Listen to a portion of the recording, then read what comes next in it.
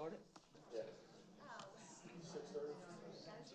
6:30, I'd like to call to order the April 17th Lower Saucon Township Council meeting at 6:30.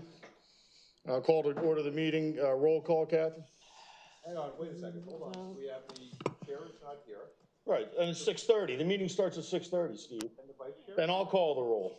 You can't call the roll. I'll call the roll if I want to. Jason Bananas. I'm here. Tom Caroci. Here. Victoria, Laura Ray. Nope, we're not doing that. Here. That work. And, all right. 6:30. Stand for the pledge? You stand for the pledge? No. Yep, stand for the, I know you probably don't believe in standing for the pledge, but the rest of us do. You're not running. Mr. Bolan, you stand for the pledge? Can we start? Please stand for the pledge. Firefighters, please stand for the pledge. I have to do I roll pledge call. allegiance to the flag of the United States of America and to the republic for which it stands, one nation, under God, indivisible, with liberty and justice for all. All right, let's I'm go. sorry. All right, thank you all for standing. Call the roll, please. Hang on, wait. It's 6:30, Steve. You don't run the meetings. You're not elected. And You don't run the meetings. And you're not the vice chair. That's right. But you don't run the meetings either, so be quiet. Nobody elected you. Be quiet. I'm the solicitor. Doesn't matter. The vice chair is here? You're actually the interim solicitor, so let's be clear. Yes, interim solicitor. Let's A start bad from, one at that. let's start from the top. Ms. Ray? Roll call. Roll call. Ms. DeLeon? Sounds like who's absent. Here by phone. Mr. Benonis? I'm here. Mr. Caroci? Here. Off Cordero? Here. And Ms. Ray? here, Township manager, acting manager is here.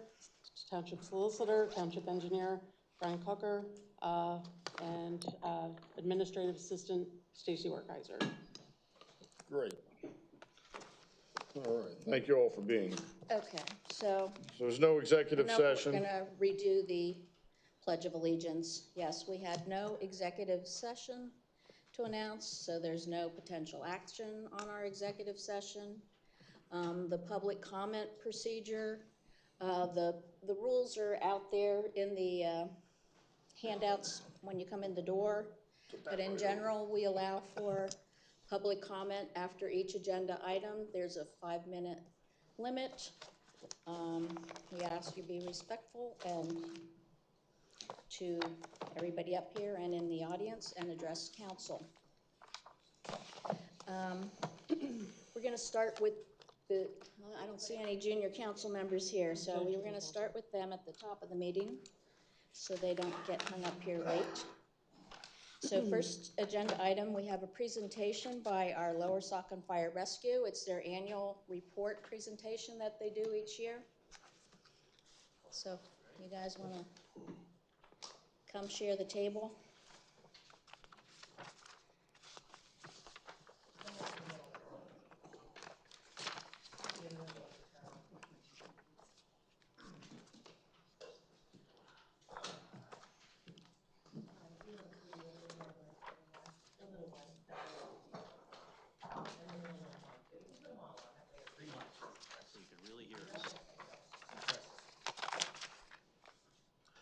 Good evening.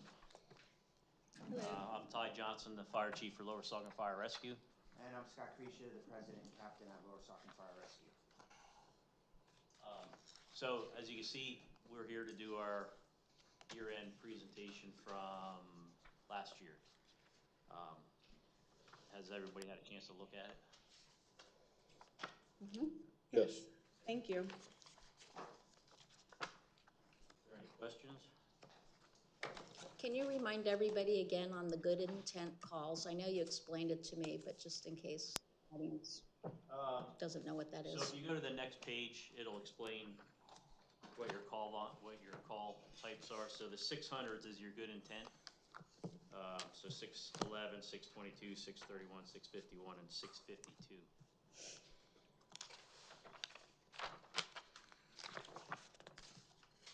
Can you just give like a definition of what a good intent is?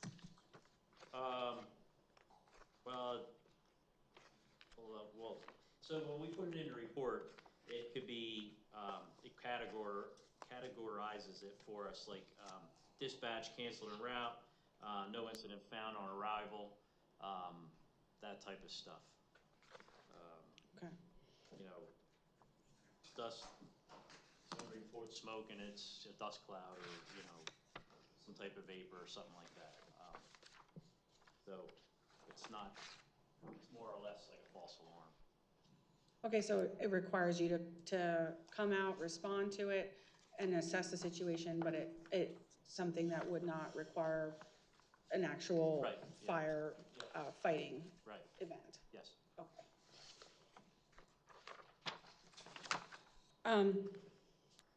I think, at least I would appreciate if you could just kind of go through the report and talk about all the things that you do that are within the report. I think it's really well done. I appreciate all the work into it. I think it would be helpful for the public to see and hear from you, like to explain what the report is. I know some people aren't able to see it, or they're listening for the first time tonight and didn't have a chance. So I think it would be really helpful if you could just go through it, and then we'll try to figure out if there's any additional questions. Yeah. All right, so Can't see it, it's right on the screen. So the report's generated from the information that we put into our system that gets reported to the state. This is how the state keeps track of incidents in the Commonwealth. So we have a pie graph here, shows majority of what our calls are.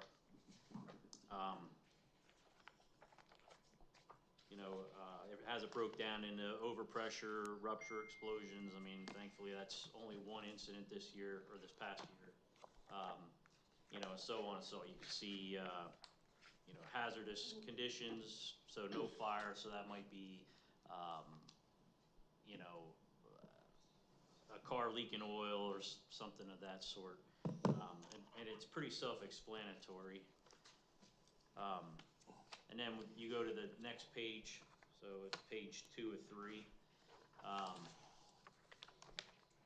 It's breaking down the incidents by building fires, versus a chimney fire, which brush fires, so on and so on. I'm not going to read the whole list off because there's quite a few of them there.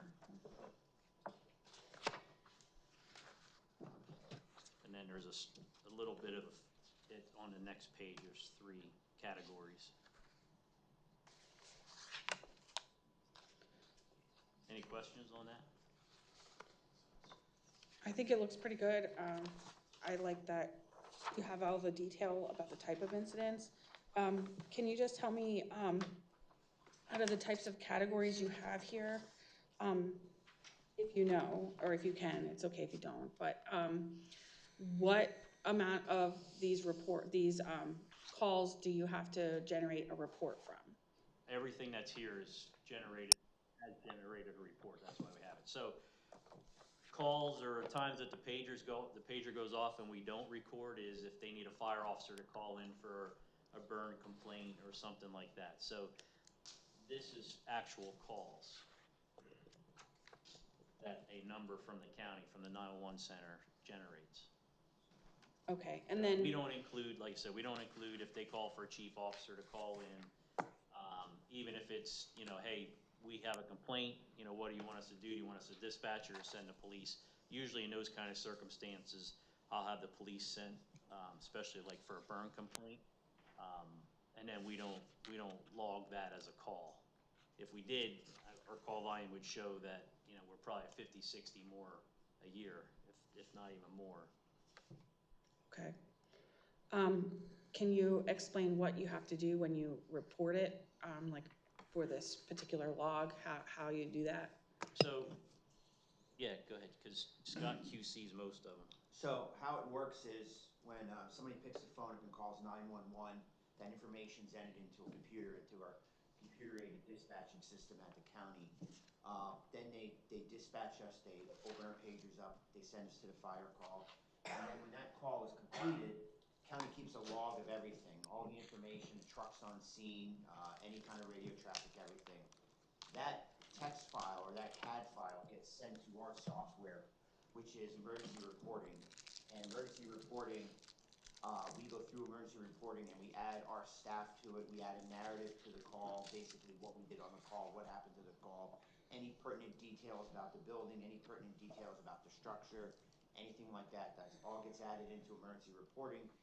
And then once that information gets added into the reporting system, it goes one more step where myself or our Deputy Chief Eric will actually go through and will quality control the calls. So we have two people that actually enter the calls for us in the company. We have a gentleman that does the first 15 days, and we have a gentleman that does the second half of the month. And then myself and Eric actually go through and we quality control the whole call again. So we go back in to make sure everything is right. And the reason we do that is because the state of Pennsylvania looks at this stuff for our grants, and the federal government does too. So when these calls are completed in the system, the federal government can look at them, and so can the state. So it's important that we have all the right information and everything in there. Okay, and then you said there's two individuals that cover the month. They split it in half. Yeah. And are those volunteers? Yeah, they're volunteers, yep. Okay, so do they perform that duty above and beyond, like their normal training Yes. in response to fire calls? Yep, Yes. yep, absolutely. Yeah, they probably spend, I want to say they spend probably 4, maybe 5 hours each month, in 15 days, putting their calls in. Depends how busy It that, depends on how busy quarter it is. So we could have a month where we run 20 calls, we could have a month where we run that's 100, very few, but or we can have 120 calls. So, and then it takes me and Eric probably an additional 4 to 5 hours to go back through and check everything. yeah, so this is on top of the normal duties of just responding to fire. And then that is something that's critical for you to obtain any federal or state grant Absolutely, yeah. to support the Yeah. organization? And not to mention, if our records get subpoenaed, or there have you, like, insurance companies put in asking for information, so you gotta have to make sure everything's right in the reports. Okay. Thank you very much. Required by the state at this point. Okay. And then I guess you want to continue on with the report, because we just got through that part, so I see that we have some. So the next page, Interrupt that. what's that? So you can show that, it shows the incline of calls since 2016, since we did our operational merge. You know, we're on a pretty steady uphill climb here. 2016, we were at 407, and this past year, we finished out at 868. 527 were in the township. Right, correct, yeah. So there was over 350 outside of the township, Correct, yeah. which we don't receive any money for. Upper Saucon gives us a donation every year. The township sends us a check every year. How much? I think it was $1,000. 1,000, Yeah. usually 1,000. Well, that's good, because there was 49 calls to Upper Saucon Township. Do we get a donation from Hellertown? No. No. We, We responded there how many times? I gotta look at the report here. Says It's actually Dewey? for- Why does it say Dewey instead of Hellertown? Well, because it's Dewey Fire Company. It says Fountain Hill. What's that? It says Fountain Hill. It says Coopersburg. Yeah. It Well, says Upper Dewey, Saucon. right, what Dewey goes by, Hellertown Fire goes by Dewey. Fire Okay. Company. That's their name. Their actual name. All right. So, and we receive mutual aid from these companies too. So we give mutual aid and we also receive Correct. mutual aid. I can give a good example. I'm not done yet. I'm just talking, and you're Okay. interrupting me. I was talking. I was I just asking wanted questions. to You're interrupting me. comment along For this Fountain line. Hill, there were 102 calls. How many of them were at St. Luke's facilities? We'd have to pull it and find out. Can you pull A that couple. for me? Yeah, I'm speaking, Mr. Ray, and I had the floor, so please do not interrupt me. Very rude, very rude.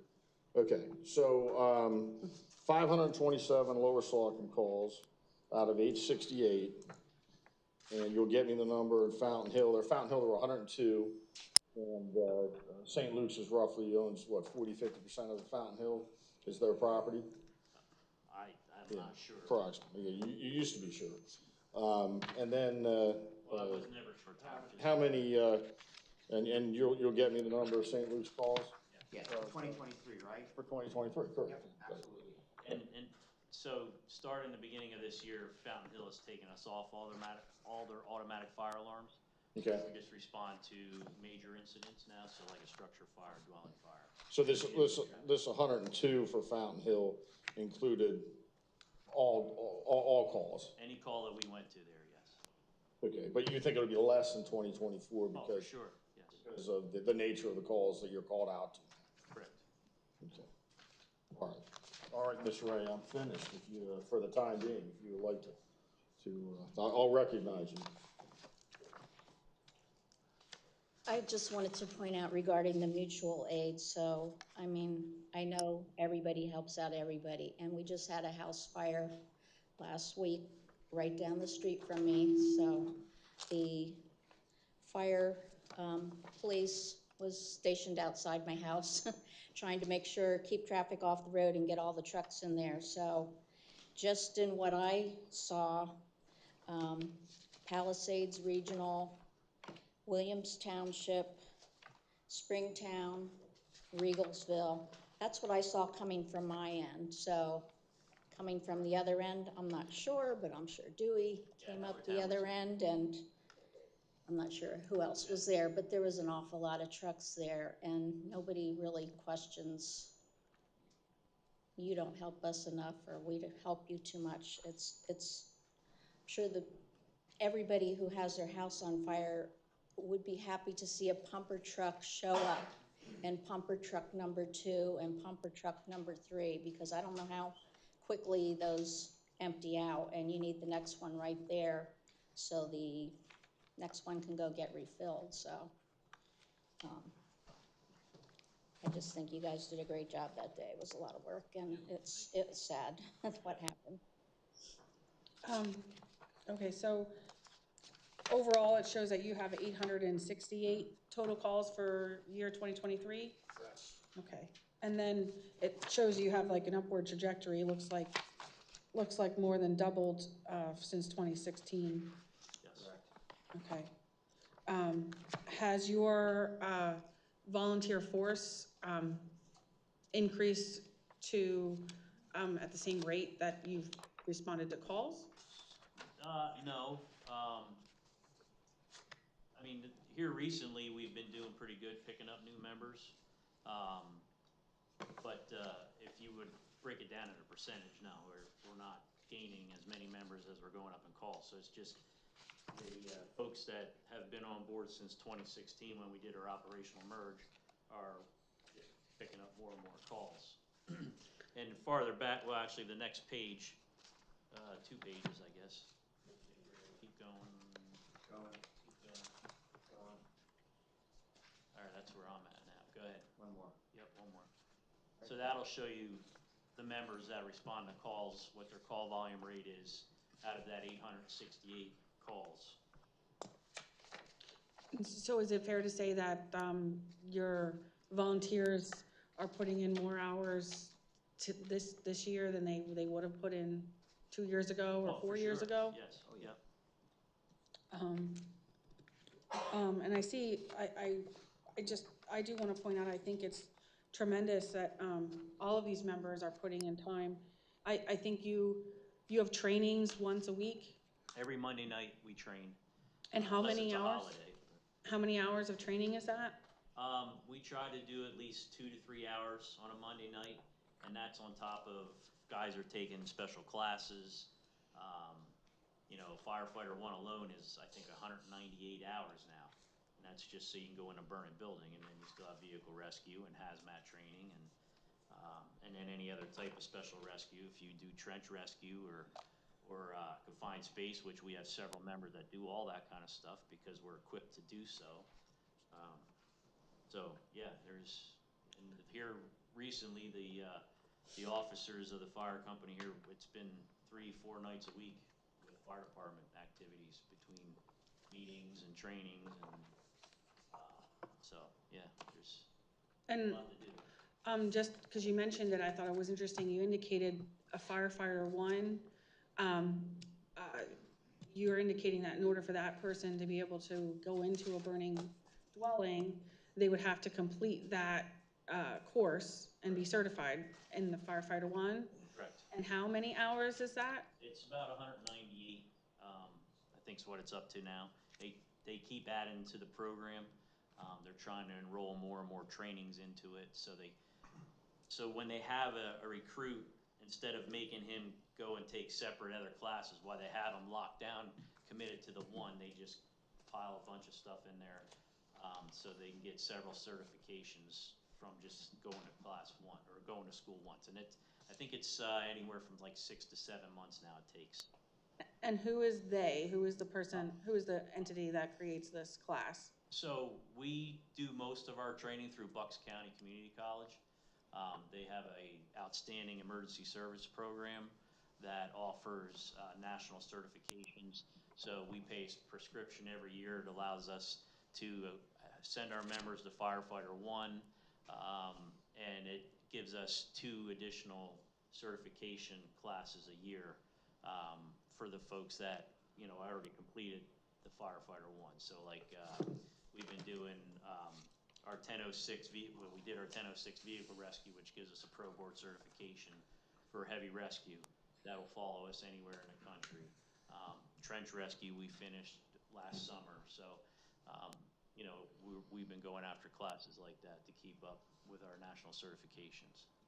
So is it fair to say that the national certification criteria has increased over time to include more requirements for a firefighter 1? Is that what I'm understanding? Well, not just for Firefighter 1. I mean, you can go just to Firefighter 1, and maybe that's all you want to do. You know, but our mindset at Lower Saucon is, you know, especially since we have a heavy rescue, that, you know, if we got the equipment on a truck, we need to be trained to use it. And so that's where these other specialty classes come in. And it's not everybody wants to do heavy rescue. They just want to fight fire. So, but a majority of our members are trained the same across the board. So they have the firefighter 1 plus what would be the requirements in light of the specifics of our township and our needs in our township? Yes. So there's additional hours, additional certifications on top of the 198 for the firefighter 1? Yes. Okay. And that's volunteer time that they're giving, the 198 hours to Yes. just become a firefighter? Yep. On top of Monday, for Firefighter 1, they usually do a Monday and a Thursday night, and then a Saturday and or a Sunday. And you said that takes about 6 months? Yeah. Okay.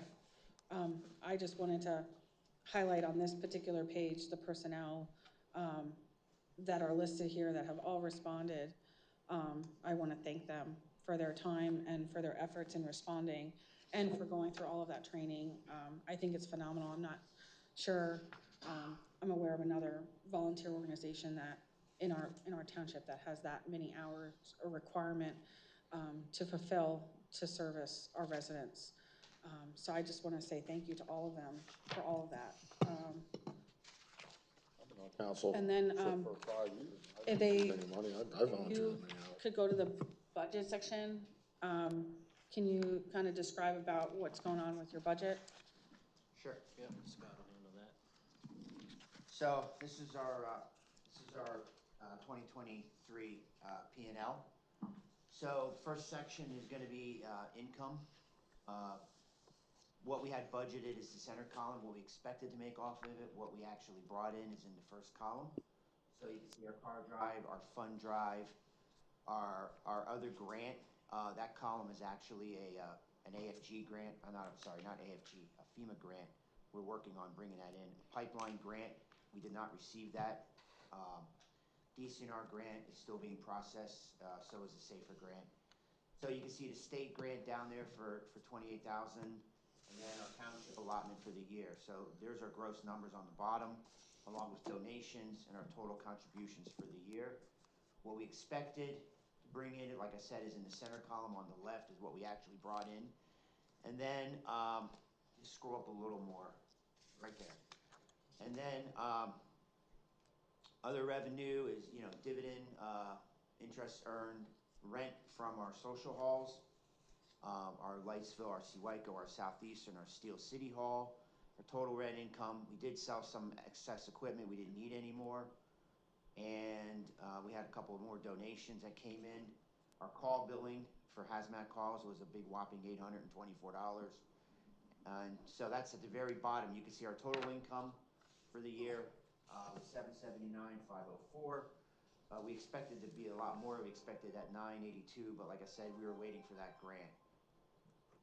And then right below that is our expenses, starting off with bereavement expenses. And you can scroll down further, keep going to the next page. Yeah, so here we go. So general expenses, admin, car show, maintenance on our buildings, maintenance on our halls, public relations stuff, communications, equipment purchases, wearable equipment, which is turnout gear, hoods, gloves, clothing, helmets, boots, all that stuff. Fuel is, we have an allotment from the township on the fuel. This is what we went over our allotment. So we ended up going over by $7,300 and change. Our incentive payout, our loan payment obviously is next, and then maintenance on our buildings, and then maintenance on our trucks. Now, we don't budget maintenance on our trucks because they have to be fixed because people rely on them. But you can see here, 1611 was 9,300, 1612, which is owned by the township, was 19,000 and change. 1613 was 2,000, that's the Steel City truck. 14 is the truck at Seawyco, that was 21. And then, you know, so on and so on. So it gives you an idea. And that's our whole fleet, basically. So apparatus was a little over 100,000 for the year. Maintenance on our Southeastern station, our Steel City station, medical services, recruitment and retention, reimbursement for members, sale of apparatus and equipment, station supplies, uniforms, utilities, the whole nine. So if you go down to the very bottom, and so here you go. So our net income for the year was $3,200. Woo! It's a good year. Basically, that's where we're at. That's our P&L statement. We're still doing our 2023 taxes. The accountant is going to start working on those in May, so that takes a little longer for us to go through. But that's kind of where we are. I want to ask you some questions about that, Scott. So you had mentioned that there's a FEMA grant that's still pending, so that's not included in these figures, correct? And what's the amount that's being sought in that grant? There's the 2023 FEMA grant right now, which, well, 2024. So we'll worry about 2023. Is 265. That's a safer grant. Okay. So we're waiting for that money to come. We've applied for the 165 payout on it already. So we're waiting for that payout and the additional 100,000 or so once the process is done. So if and when that grant is funded, that will adjust these figures. These figures are not accurate because it doesn't include that grant. Yes. Yes. Okay, so the $2,000 of net income that you're talking about is actually going to be off by about $265,000, right? Possibly, yeah. Okay, so on the expense side of this thing, you look at the budgeted expense, and the budgeted expense is $1.067 million, and it came in, the actual expenses were $802,000. So it looks like the budget was off by $250,000. Either the expenses were overestimated, or you guys did a heck of a great job in controlling expenses to come in well under budget. Do you have an explanation for that? Yeah, we did a heck of a job to control expenses. Great job. Yeah, we really did last year. We anticipated expenses on the trucks, and we knew we were going to do a lot of maintenance, so we cut back on spending a lot of money on stuff. Okay. So we cut back. I just want to go over another thing that I have here. Now, we don't have your Form 990 for 2023, and I have your Form 990 from 2022, and I got that in my right to know request. Sure. And that looks like that was submitted in November of 2023. Correct. So I'm anticipating your 2023 Form 990 will be submitted probably around the same time, much later this year. Probably, yeah. The reason it was submitted so late last year is because we were in the process of doing that and doing our BCO 101 form, and we were also working on Steel City taxes all at the same time. Okay. Well, the Steel City tax things, that's done because you guys are merged now, right? Yeah. Okay, so you don't have to worry about that. We still have to file one more year of taxes. Okay.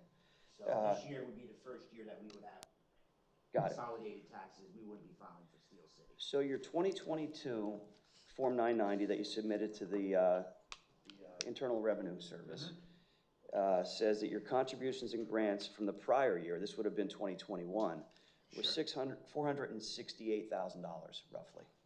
And then the current year, which would be 2022, that number, your contributions and grants jumped all the way up to $1.243 million. That's almost a $750,000 increase. What do you attribute that to?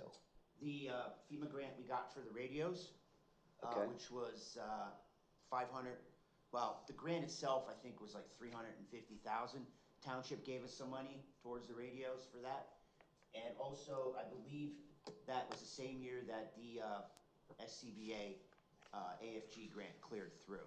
All right. I believe both those were in that year. So that's why there was so much more coming in and going out, because of those two grant items. Got it. But let's look at 2023. If we go back to your financial statements that you provided here in your packet, it looks like your actual total grants government plus contributions and gifts is a total of $606,000, almost $607,000. And then if you were to add in that $265,000 FEMA grant, you're at almost $900,000. That's accurate? Yeah. So your contributions and grants that you're, wait, hold on, your contributions and grants that you're projecting here for calendar year 2023 are basically double what they were in 2021 based upon the Form 990, right? Because the Form 990 in 2021, prior year, was $468,000, and 2023, based upon the financial statement as well as the pending 265, is over $900,000. So it's essentially double, right? Yeah.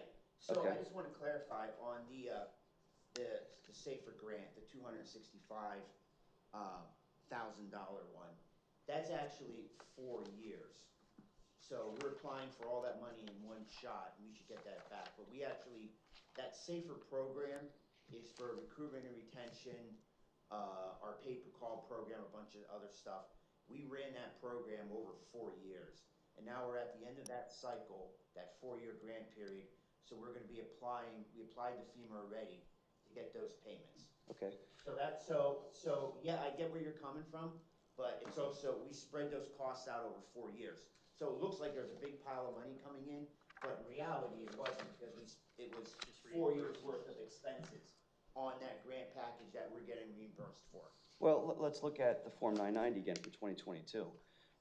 If we look at prior year, line 22, net assets and or fund balances, that total was $3.261 million. And in 2022, the current year for when this was submitted, that number jumped all the way up to $3.857 million, basically an 18% increase. So you haven't calculated yet what your numbers are for 2023, right? What year is that, 2021? So the prior year, which would be 2021, this is according to your 2022, Form 990, $3.261 million that you had in net assets and fund balances. And then in 2022, you reported to the IRS that your net assets or fund balances were $3.857 million, an 18% increase year over year. But you don't have numbers for 2023 yet because you haven't gone through the accounting. Correct. Okay. So I brought this up before. Do you want to know why there was the increase there? Because it was because the ladder truck came online. Yeah. So that's what it was. So that's what. Yeah, that's a ladder truck that the township paid part of. Yep, exactly. The substantial part of it. Yep. 75%. Yeah, thanks, Tom. 1.5 So, million. back in January, the three cover-up girls on this council increased taxes by first publishing a knowingly inaccurate budget, and then second, by increasing taxes and holding in reserves greater than 25% of what they should be permitted to do under the law. And part of that, what they did was they increased the fire services tax.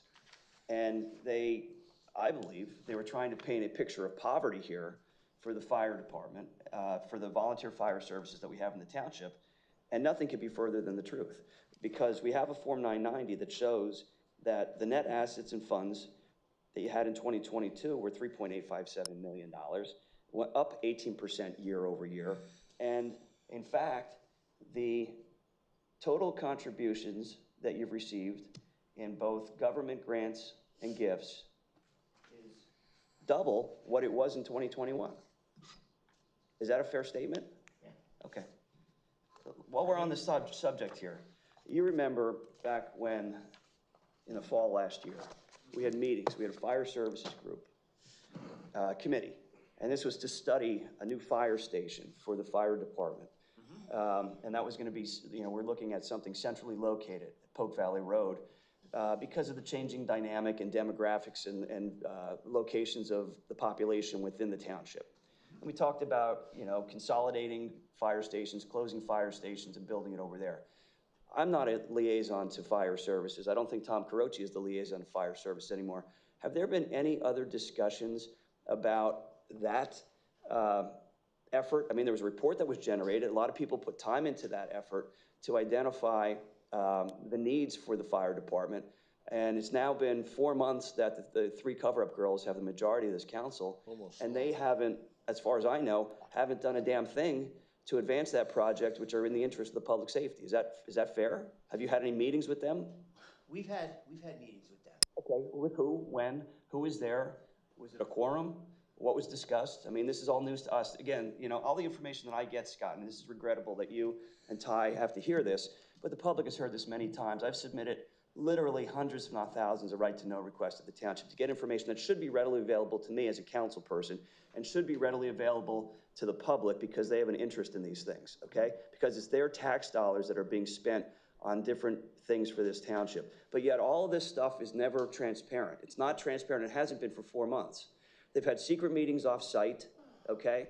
I've gone on and on about these things. So I'd like to know what meetings have taken place, what was discussed, who is there. Let's put it out there so the public knows, so that I know, because I'm a voting member of council and I'd like to know about these things.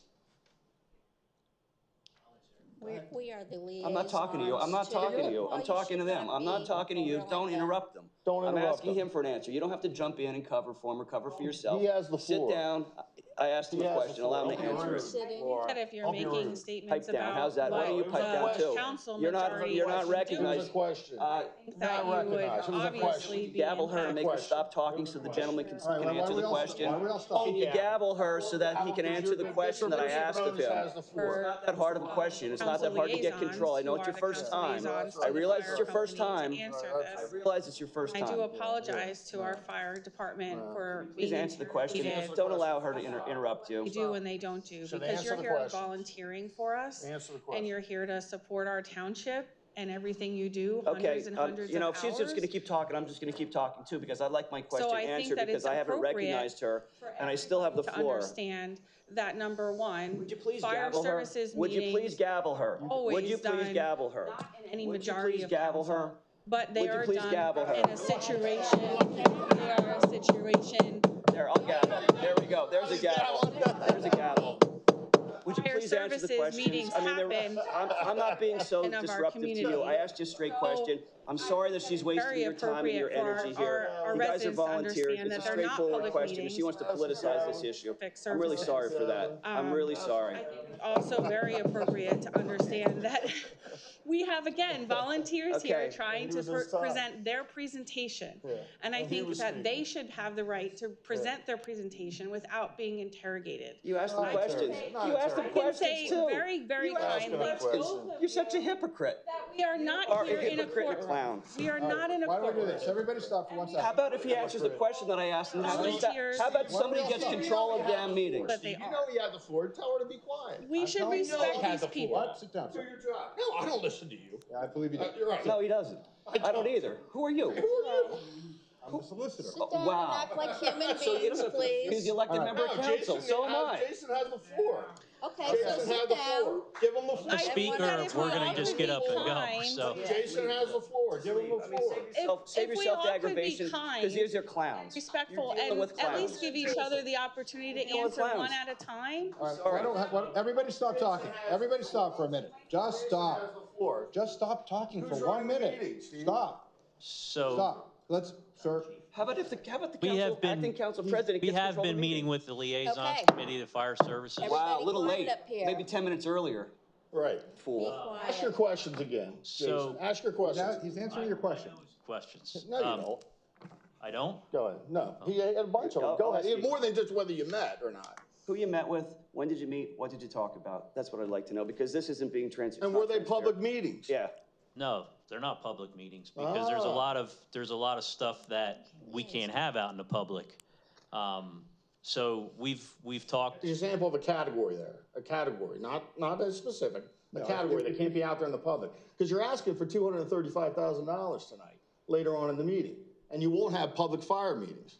So you're asking for well, $235,000 we never had public fire meetings, so, But you know, you're asking for a lot of money then. right, and All right. we need that money, because You it's should not at a least cheap be able business to to answer be Jason's into. question. Answer my question, go ahead, Todd. Laura Ray and Victoria Updorf are on the committee, and then it's the chief officers and the president of the fire department that meet. So we've brought them up to speed, just like when you got on the committee, we had to bring you up to speed. Sure. There's a lot to take in. We've discussed buildings and trucks and everything that we've discussed in prior meetings. When did you meet with them? I don't have the dates right off the top of my Did you meet with them? I think 3, possibly 4 times already. All right, and what was We've been discussed? trying to meet once a month. Okay, has that occurred? Yes. Okay, have they both been present? Yes. Okay. Are you aware that they haven't reported any of this back to council or to the public? Yeah, it's not up to me. I don't. I know that. I'm not asking if it's up to you. I'm asking, are you aware of that? No, I don't. I'm not aware of it. Okay. Do you find it regrettable that the people that are supposed to be liaison with the fire service, with the fire services, aren't actually communicated to the other members of council and the public what you're talking about in terms of having a centrally located fire station that's gonna cost millions and millions of dollars to build, right?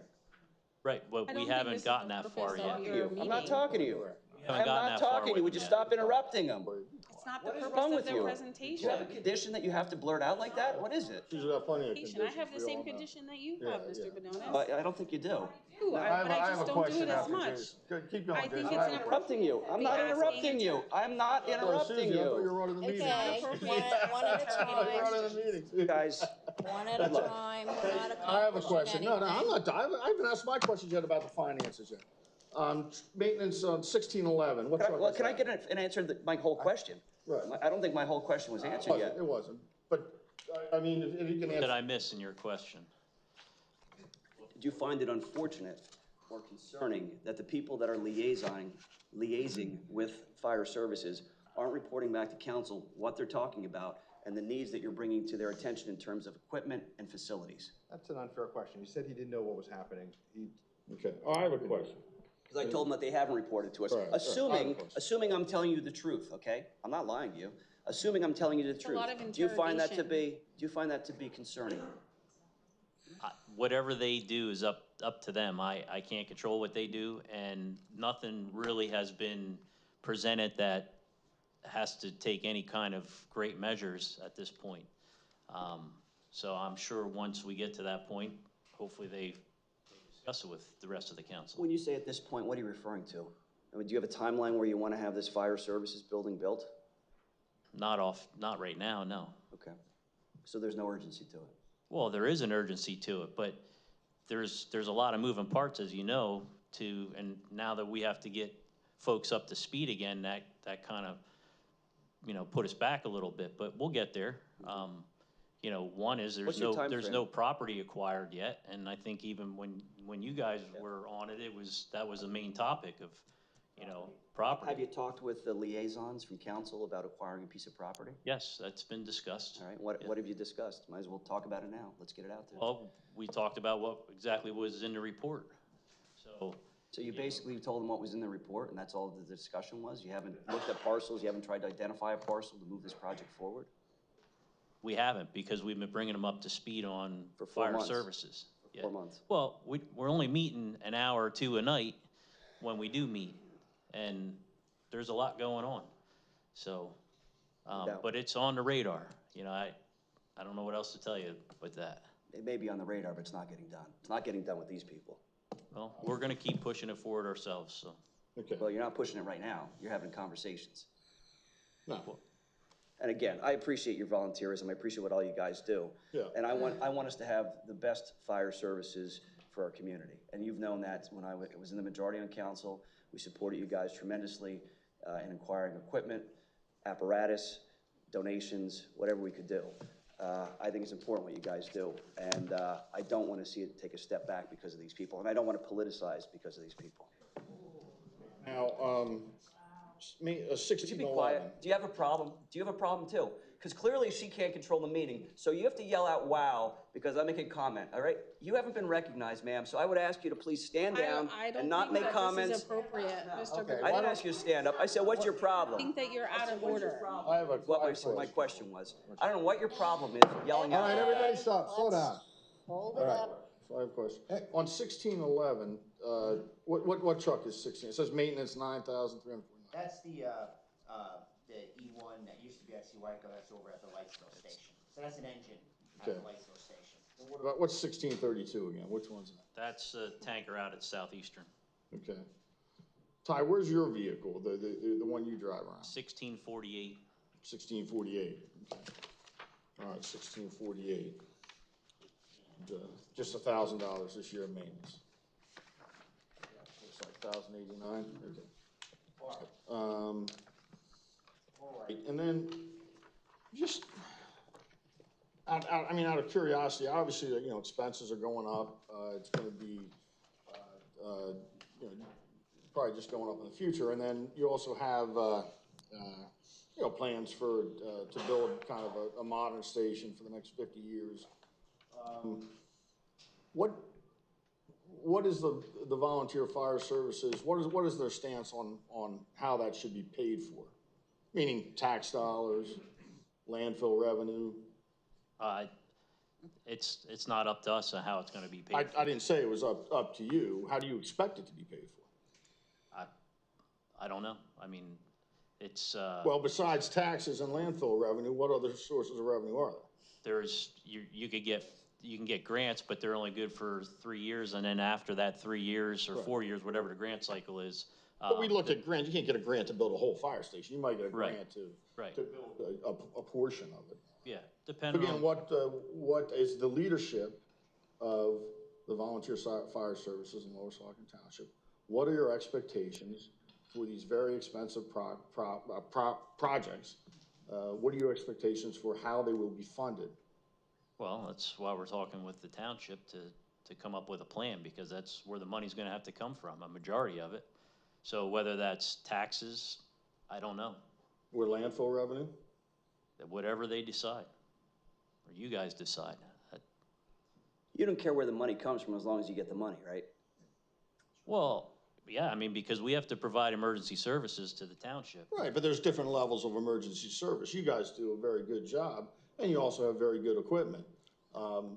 There's other municipalities that don't have as nice equipment, don't have the number of volunteers either.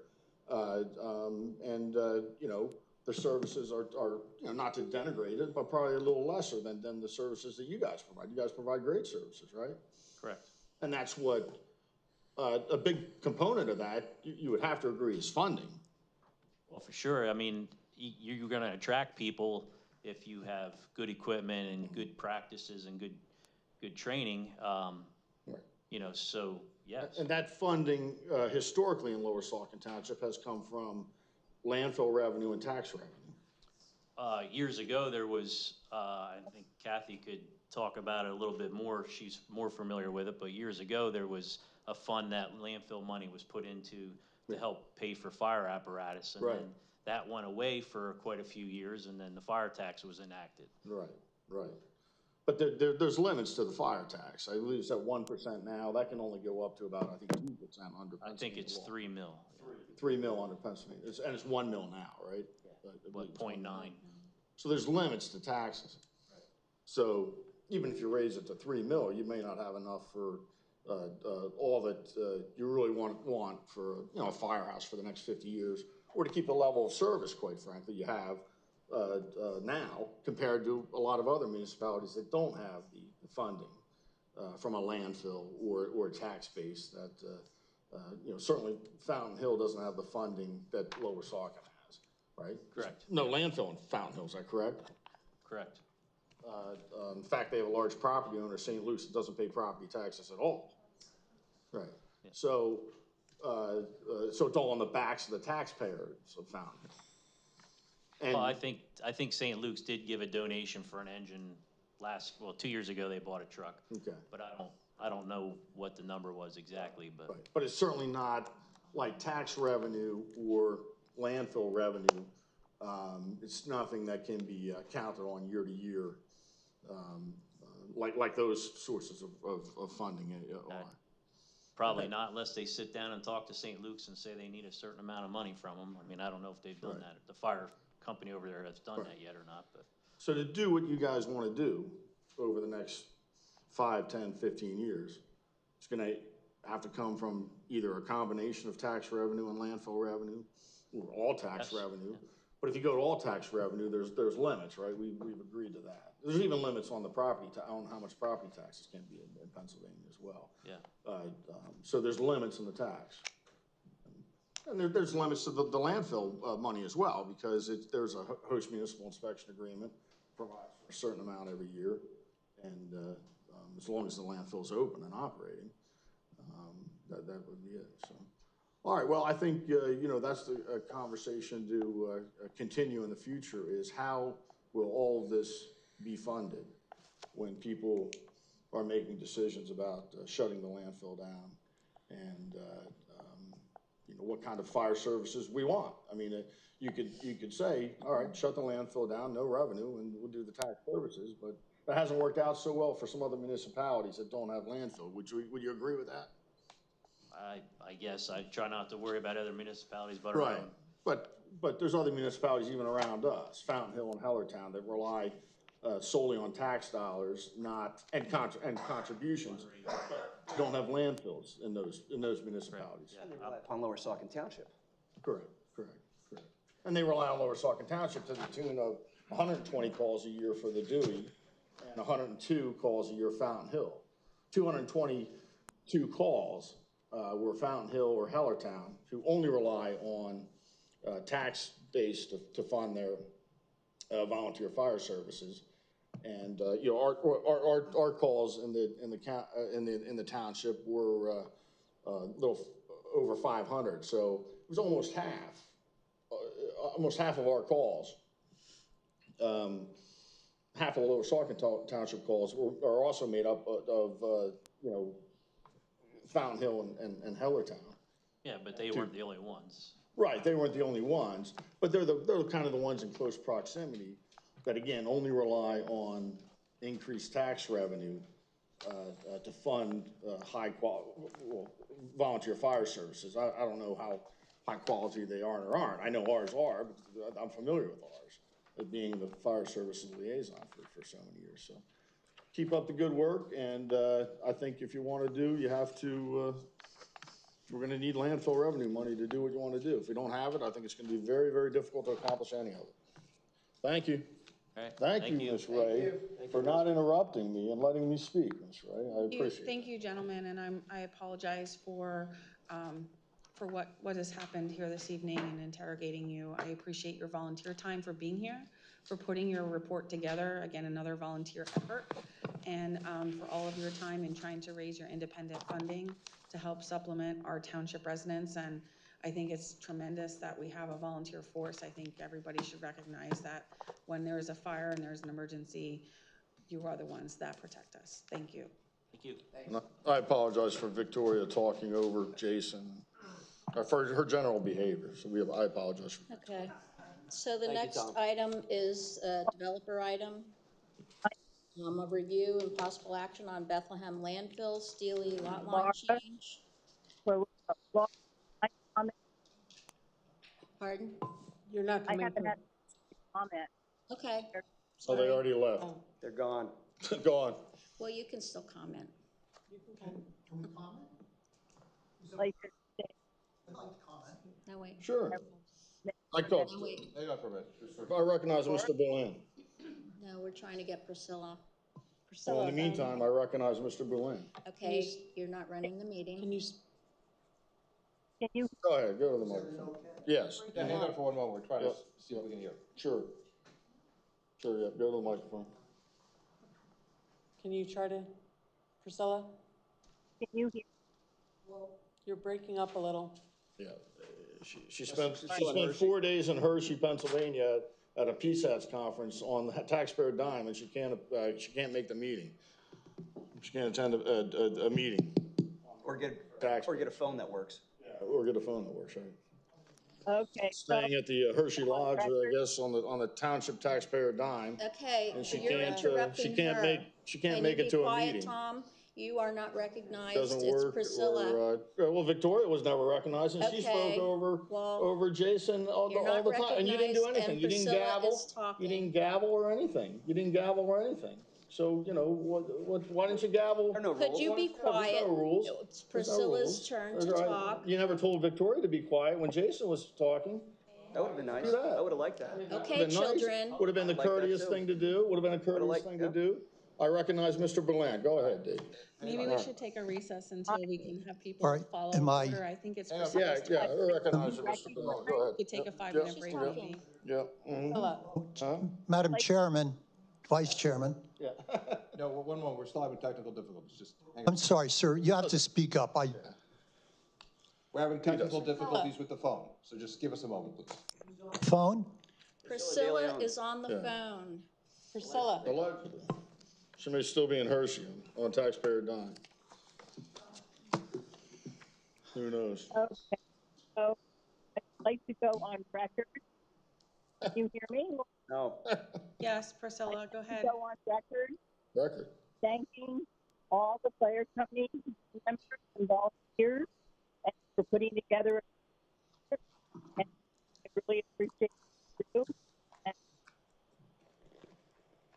I would like to make a motion to pay double pay to the transcriptionist who tries to transcribe that garbled nonsense. I'll second it. All right. Well, I'd like I a just- vote. I would like a vote. There's a motion on the There's a motion floor. and a There's a second. motion on the floor. And a second. Great, There's a what you motion had and to a second. say. There's a motion I and a think you wanted second. to say thank you There's a and you motion and a appreciated second. what the There's a fire motion. company did for all of their time and coming here tonight. Roll on my motion. You don't know what she That's said that. that's the most You that we don't know heard. that. Ms. You don't know DeLeon? that she Is said going to that. get a chance to speak here? Hopefully. There's a motion. I made a motion. Victoria lets to somebody double speak. pay There the is a motion. transcriptionist for the That's nonsense. it. Yep. There's a motion. Ms. DeLeon, What's the motion? the motion is to pay the transcriptionist double. For having to For transcribe. transcribing your garbled garbage. no, my answer is no. What was her answer? No. No. Mr. Right. Bononis, Yes. Ms. Optoff Cordero, No. Mr. Carochi. Yes, and it would be helpful to have a cell phone in Steel City. I assume Ms. Daly owns in Steel City, and maybe this is why the cell service is so poor, is because we don't have a cell tower built there yet. But, you know, it's just, it's obviously just shows the need. So I hope Ms. Kate Durso can use this as evidence in her appeal. Ms. De Leon, you're calling from your home in Steel City? And this is bad. So the vote's no, Mr. Gross? No, I said voted yes. Oh, you voted yes, I apologize. Ms. He Ray, didn't vote. Absolutely no, it's ridiculous, what so his let's vote is. move on. motion Good, Susan, you fails should vote 3 too. to He 2. likes You're to, like he's on council. All right, motion Go ahead. failed. Okay, Mr. Boulon, we'll do the audience participation on the fire I'm presentation. recognized? Yes, for the fire presentation item. Thank you, because I did read all of the documents and the numbers. I'm sorry.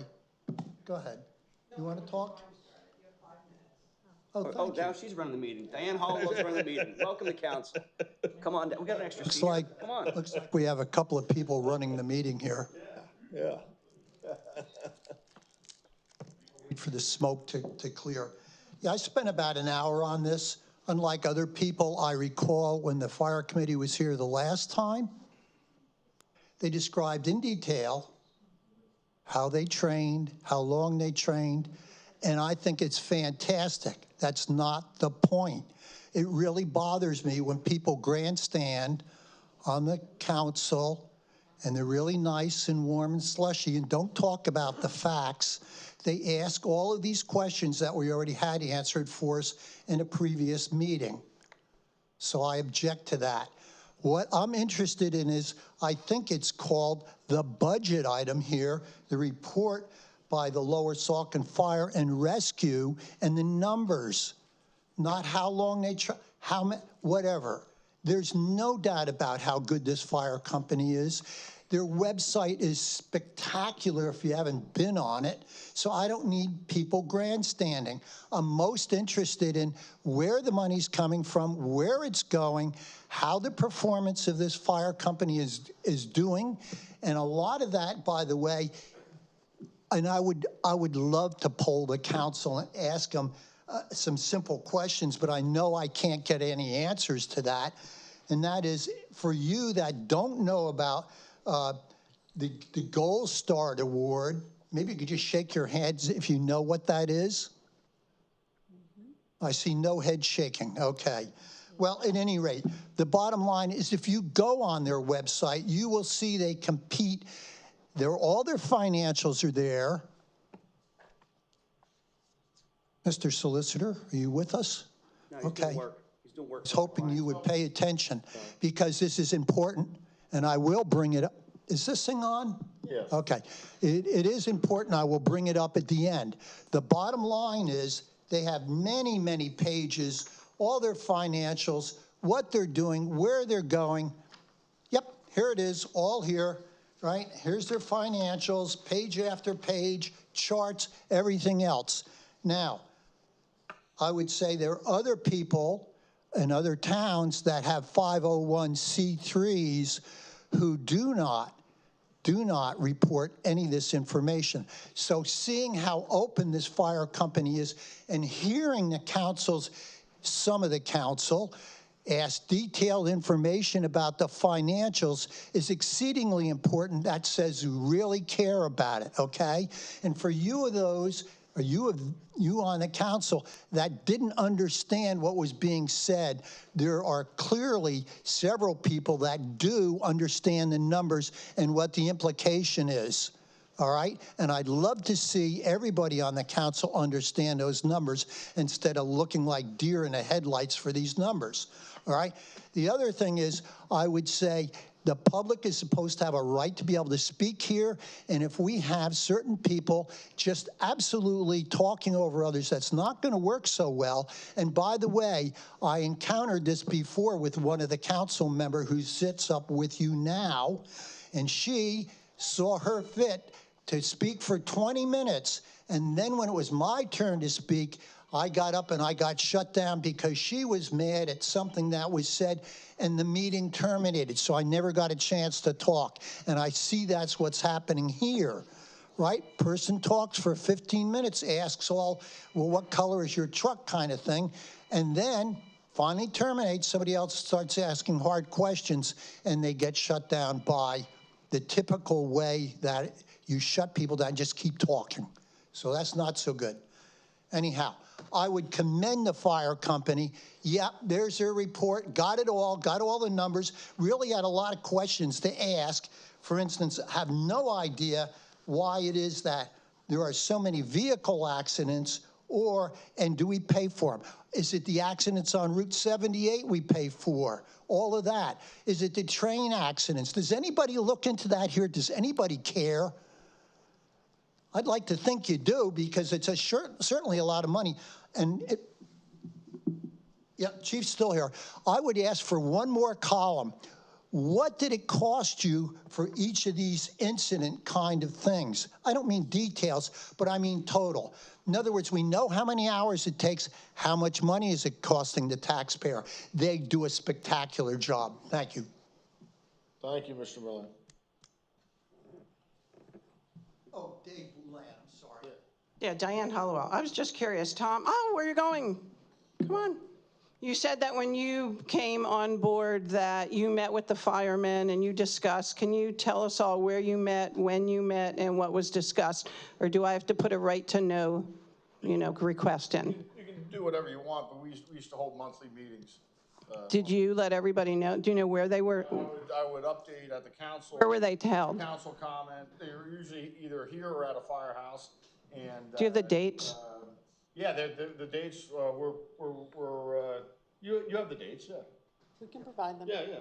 They were on. I'll put a request in. Whenever we had a council meeting after we had a fire services meeting, I would brief the rest of council and the residents of what we discussed at the meeting. All right, I'll confirm that. Thank you. Kathy attended most of those meetings with fire services. She was kind of the employee's liaison. Tom, that information was fantastic. It's very helpful. I know. And I appreciate your time. If she just looked on the website, she would have found it. Okay, can you state your name for the record? Marie Slavic. I live in Lower Saucon Township. I just want to say, I used to be on a nonprofit board, and every time we had a nonprofit meeting, a board meeting, we'd have to have everybody go over the budget. I'd have to provide a report, and I'd have to go over the budget and let everybody know where we're spending money. So the people on this township council that are, I don't think it's a problem asking the fire company where they're spending money and asking about the budget. I think that's an important. As a taxpayer of this township, I want to represent the taxpayers that aren't here, that might use their left brain to think, and that's logic, and that's numbers, and that's how do they pay the higher taxes next year. Remember something, for all of you people that wanted higher taxes on this council meeting, or the council board, do you know of the fixed income elderly people in the township that aren't going to be able to pay those taxes? Do you know anything about them? Did you poll them? Did you ask them? Did you go to their doors when you were campaigning? So think about that when you're up here and you're saying, we don't want to ask the firefighters too many questions about the budget. There's no reason, absolutely no reason why they couldn't answer those questions, and they were happy to do so. They're great, they're wonderful, they do a great job. Everybody complimented them. There's no reason to shut down the questions about the budget. That's very important, Victoria. And if you were on any kind of nonprofit board, if you were an executive director for a nonprofit, you would have to answer those questions of where you spent money in that office. If Thank she had you. a clue. If she had a clue. Thank you. Or had a clue.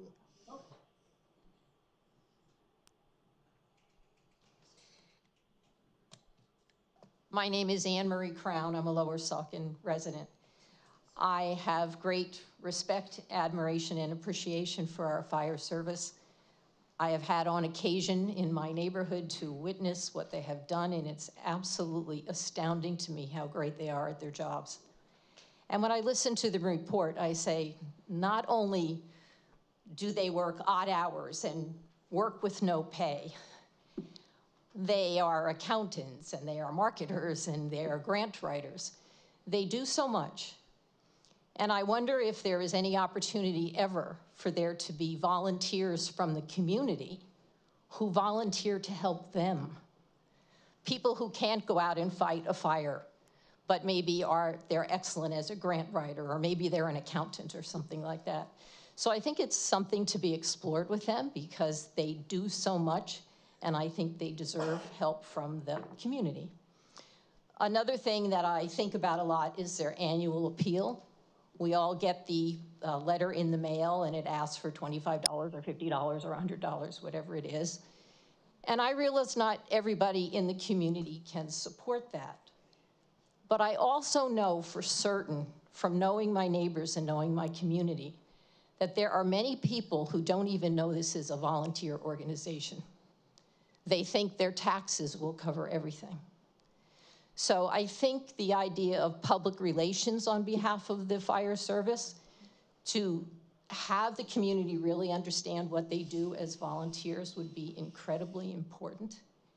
And also, if there are some people perhaps who are graphic designers, for example, to design what they send out in their annual appeal in a way that maybe will generate a greater response, or people who will go out on their behalf and ask organizations for money for the fire department. I don't have all the answers, they're just suggestions. But as a community member who really values them highly, I would do whatever they ask me to do. And I would hope that there are others in the community, and I'm pretty sure that there are a lot of people who would. Thank you. Thank you. Thank you. Those are great ideas, and they would gladly accept help from the community. Do we have anybody else? Sure, come on up.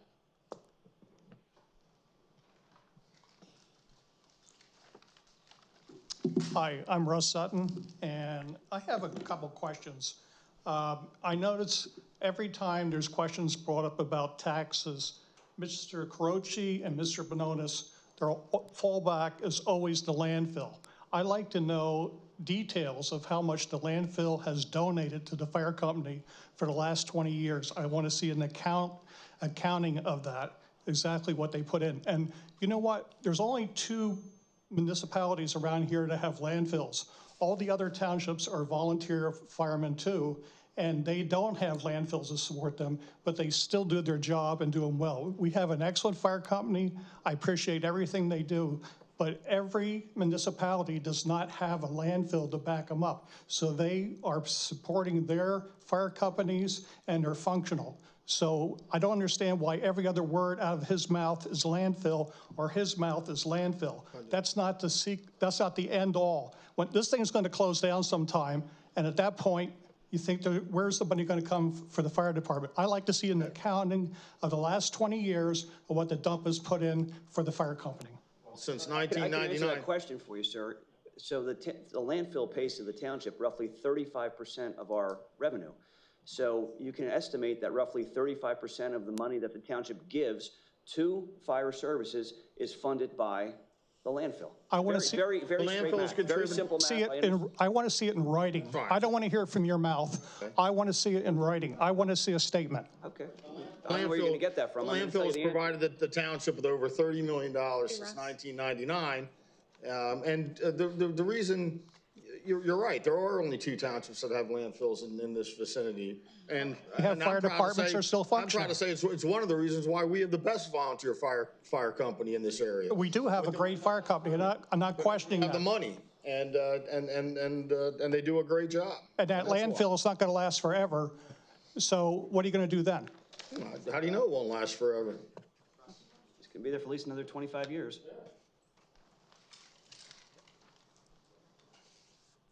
All right, do we have anybody else? Okay, seeing none. We'll move on to the next item then, developer item. This is review and possible action on Bethlehem landfill, Steely lot line change, lot line 02-23. Don't know that I was expecting a presentation. So we have the Bethlehem landfill submitted a lot line plan that proposes to transfer 1.46 acres from the landfill to an adjacent parcel at 2485 Apple Butter Road.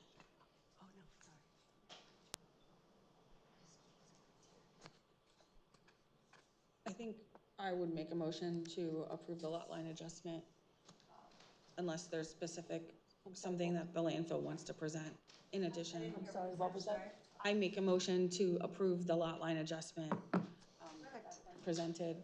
I object to Victoria making a motion on anything. Her parents have property near there. They've sued. I think she's conflicted out and should recuse herself from anything. Anything. Okay. Well, number one, the choice of recusal, we've gone over this before, is done by the council member, and we've had this discussion before. Right, and I'm asking her to recuse herself, Steve. I didn't say, I'm asking her to. And it's done by the council member, you're right. It's done by the individual council member Right. who allegedly has the conflict. She's making the motion, to be clear, just so we all understand this. She's making the motion to grant the request. Yeah. And that's fine. So we're clear on this, that Bethlehem Landfill is not requesting that Ms. Optoff Cordero recuse herself from this particular project or proposal, rather, that is, because it has nothing to do with landfill operations or the landfill expansion. This is simply a lot line adjustment so that we can give 1.46 acres of the landfill property to the Steelys, and Mr. Steely is here. So to the extent that there is an objection based on a conflict of interest or a bias, we're not making that objection here because it has nothing to do with the landfill expansion or landfill operations. Very well. So we're clear, there's a motion on the floor. We don't have a second yet. I still think she should recuse. I'll make a second. Okay. Now we're ready. So now we can have discussion, I guess. Can we clarify that that's based on the draft motion that council has in the packet? Yes. Correct.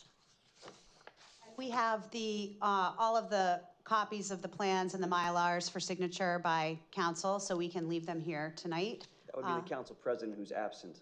Okay, so then does the vice president sign in her absence? You can just leave them here and we'll take care of it one way or another.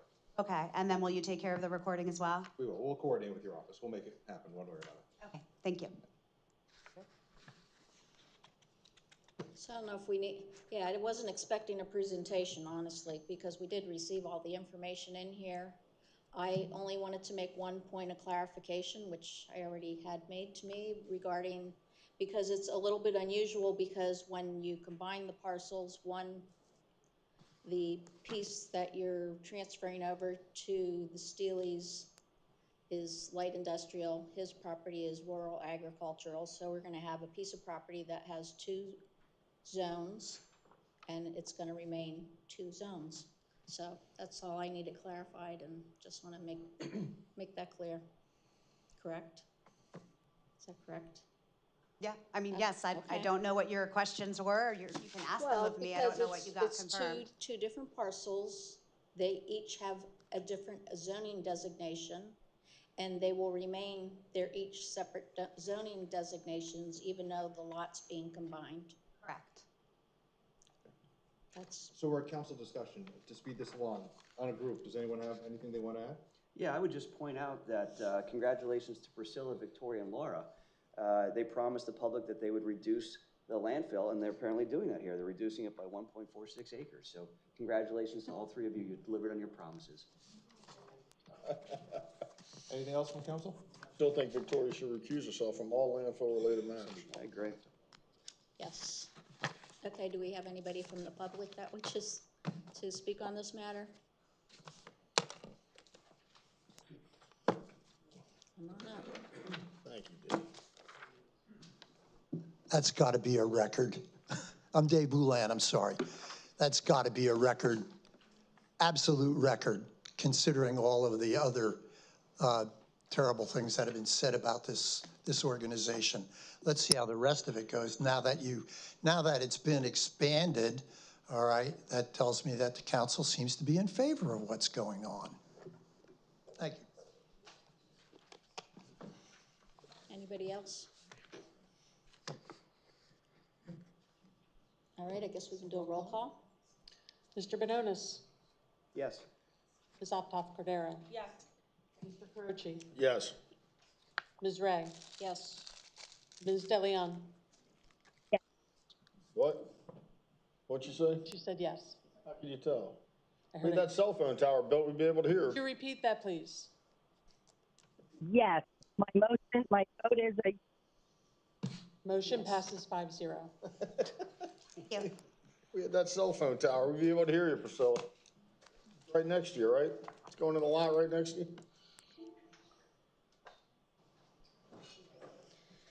All right, so the next item on the agenda is authorization to do payment number 4 to CH&N Construction for the Easton Road. No, did I skip one? Skip it. Saucon over. Sorry, we stuck together. Number 3. Firefighter. Numbers and letters. Numbers and letters. Sorry. 3B. All my pages stuck together then. Tom, you want to run the meeting? It's 3B, it's Saucon Overlook, Okay, 1379 Station Road, request for security You are not reduction. running the meeting, 3B. You're clearly not. You're on 3B. and you're clearly not either. So. We have a zoning hearing board application for variance 0124 for 2014. Oh my gosh, sorry, did I? Sorry, I flipped all my pages too far, or else they're not in there. So complicated. I'm Just glad pages you and never numbers. made a mistake in your life, and I I've made apologize plenty. that I wasted a minute of time here. And more than that. Saucon Overlook, 1379 Station Road, request for security reduction. The applicant is requesting a security reduction for Saucon Overlook, AKA Spring Valley Estates. Hanover Engineering has reviewed the request and is recommending a release in the amount of $1,469,226.21. The remaining security balance will be at $1,319,388. So I'd make the motion to approve the recommended security reduction in the amount of $1,469,226.21, based on the conditions in the Hanover Engineering letter dated April 11th, 2024. I'll second that motion. Now, Brian, I have Do you a have any question. questions or concerns? No, that number is based on our evaluation by our inspectors that have been on the site inspecting the work. Now, my question is though, I mean, I drove up there and I think it looks great, you know, the roads and the drainage. They have that big retention pond, basin at the bottom, and all that. And I'm for the motion, but you know, how do we? Is there any way at this stage to prevent anything from happening like it's happened at other developments in the township, where when the actual building of the houses takes place, digging, foundations put in, that you know, they align with the swales and the runoff? I know those, because this is just the developer of the property who we're returning this money to, not the builder of the houses. And you know, we've had some residents in here earlier this year complaining about when they actually build the houses, you know, what, you know, if we give this money back, you know, which is fine, it's roughly a little more than half of it appears. You know, what leverage do we have to ensure that the builders actually build a house that corresponds to the plans that the township passed, specifically in regards to water? Yeah, so when the buildings are planned, and we haven't received any grading plans yet, but they will be submitting grading plans for the individual lots, showing the houses they want to build and the grading they want to do. They are now going to be required to put an inspection schedule on there and notify the township engineer when they're actually doing the work. So there will be some oversight from our office in this development. Do you know of any other municipalities that require money put into escrow by builders until the project is done and signed? So we have some type of, like we do with the developer, some type of leverage to ensure that they are going to follow through with grading plans and such. The leverage that's usually used is that a certificate of occupancy is not issued by the township unless there's a sign off on the grading plan. So the times when that's not done, let's say they're ready to close in January and they can't do the final grading, the township does require them to post money to ensure that the final grading is done correctly. Right. But in this other neighborhood, we had a problem where it's a third party was giving the certificate of occupancy. Isn't that correct? On behalf of the township? What was the problem up there when Mr. Manili was here and the others were, you know, because a lot of people may just be tuning in for the first time or here for the first time tonight. The internal process here regarding that final sign-off was not as detailed as we're now going to go moving forward. I guess is the best way that I can explain that. The third-party sign-off is on the building code part of it, not the grading part of it. Okay. We're going to still do the grading code.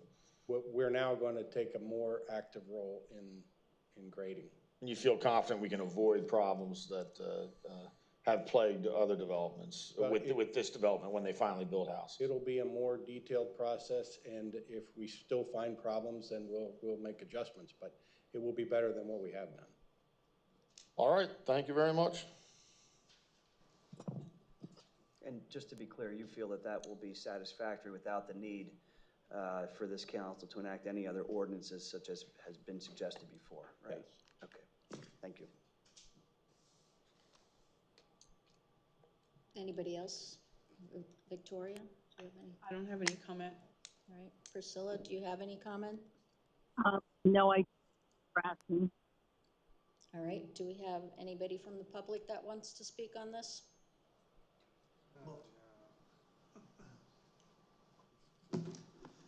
So Brian, obviously when you set things such as your sewers and your sidewalks, et cetera, also the drains and on the roads, those you can go back and inspect and make sure they're in the right place, correct?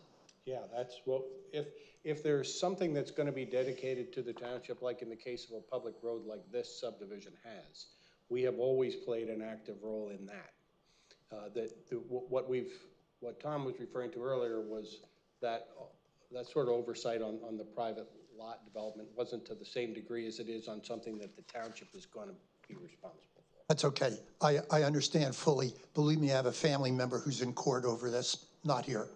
The bottom line is, does that also include, I heard you say grading plan, that's exceedingly important, no doubt about it, because we heard about dry wells and other things located incorrectly. Will things such as the foundation of the home be located by your company, by Hanover, saying, yep, all four corners are squared up and that's right where they need to be according to the plan, and including any dry wells that you may have? The foundation is a different story. The foundation is covered by the grading ordinance.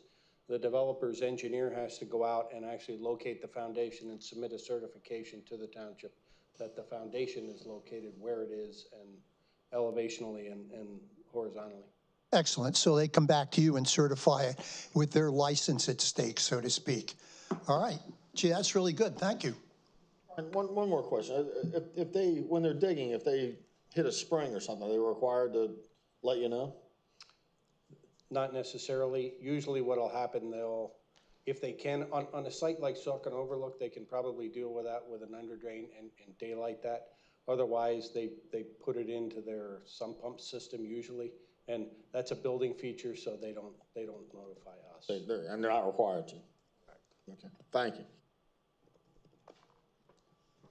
All right, do we have anybody else from the public? Okay, seeing none, I guess we can have a roll call. Ms. Optoff Cordero? Yes. Mr. Carochi? Yes. Ms. Ray? Yes. Ms. DeLeon? Yes. Mr. Benonis? Yes. Motion passes 5-0. All right, so the next item is the zoning hearing board application for variance 01-24 at 2014 Springtown Hill Road. The applicant is requesting a variance seeking relief from sections 180-34 A and B in order to subdivide property which will not meet the minimum requirements for lot width and lot size. The property is located at 2014 Springtown Hill Road, and looks like we have the group here to talk about this plan. All right, good evening. My name is Attorney Daniel Doherty. I represent Mark Gambosi. Mark Gambosi is on my left, and to my other left here is Steve Canny, registered civil engineer and licensed in Pennsylvania.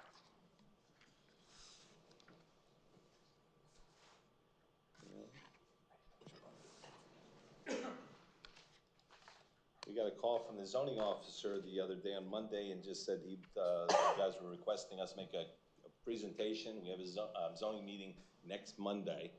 So contacted my client, and why don't you introduce yourself, please, Mr. Gambosi? Hi, Mark Gambosi. I live at 2014 Springtown Hill Road.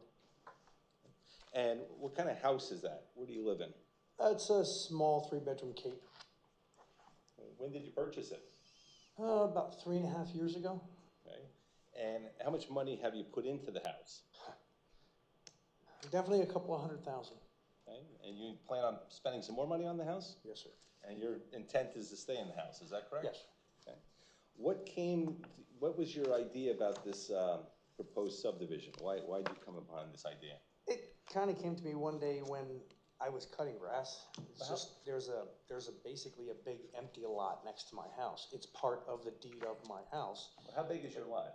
I think it's just a tick over 2 acres, if I remember correctly. Okay. And I was cutting an acre of just grass. That's not really, it doesn't look like it's connected to my home, even though it is by deed. So I said to myself, somebody could put a nice home there, and I wouldn't have all this grass to cut, and I could continue to improve my property, finish the improvements on my property. Do you know what your square footage of your property is, the house? The house? I really don't. It's small. I'd say 1,400 maybe. 1,300 or 1,400 square feet? Yes, it's a small home. And you also have a garage? Yes. Okay, it's separate? Yes, detached 2-car garage.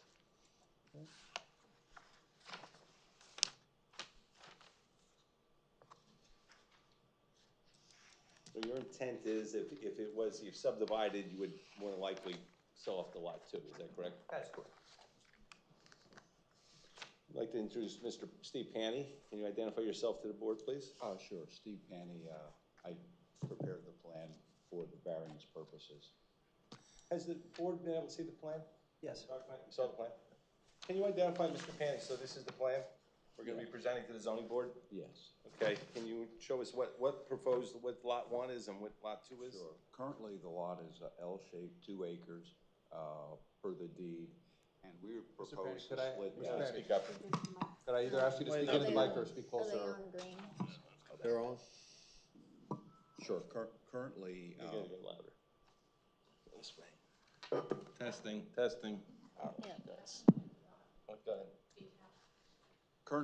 currently the lot is L-shaped, and we propose to subdivide it into a corner lot, which would be lot 1, and the interior parcel, lot 2.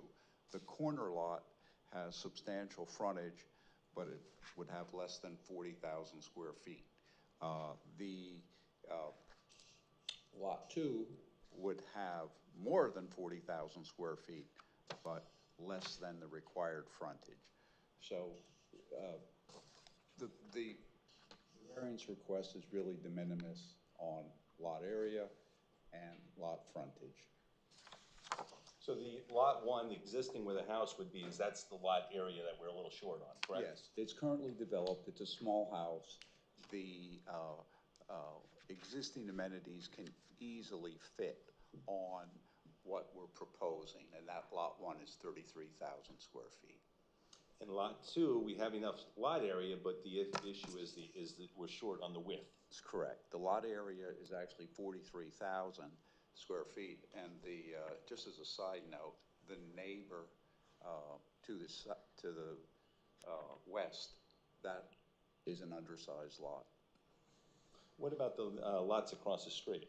Well, there's a modular home and they're small parcels. So with this, doing the minor subdivision here, just to making it 2 lots, going from 2 acres into 2 lots, would that change any character in the neighborhood? No, doesn't change anything. I have no further questions. I do.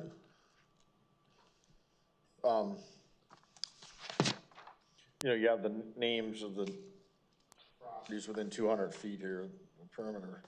I mean, have you heard from any of them about, have you talked to your neighbors about this plan? Yes. And what do they say? Nobody's mentioned anything negative or just okay. I have one elderly gentleman across the street. I haven't mentioned it to him. He's pretty sickly right now, but he's very friendly. I don't think he'd have an issue. The other neighbor across the street, I don't know. And then I have another neighbor across the street and one next to me, and they both know what I was interested in doing. And they both kind of nodded their heads, and that was the end of it. Can you put that picture back up again, where the red line to the lots? All right, so that's your house. You're saying you've talked to this neighbor right here to the left? Yes. And they're fine? Yes. And then on the right, looks like a neighbor or 2 right there? Those people actually don't know. I was told that they were relatives of the original owner of all of that property. Okay. Well, yeah, I mean, I recommend, letting them know. I mean, you're required to. They're gonna get letters anyway about the zoning hearing board, but. And there's a A sign. lot of people, I mean, I always feel like if you talk to your neighbor, my advice would be if you talk to your neighbor, you can usually work something out before getting a letter from the township and you're springing it on them. Yeah. And a lot of people don't read things that the township send them. There was a sign posted on my property for the neighbors to see when they drive by. All right, great.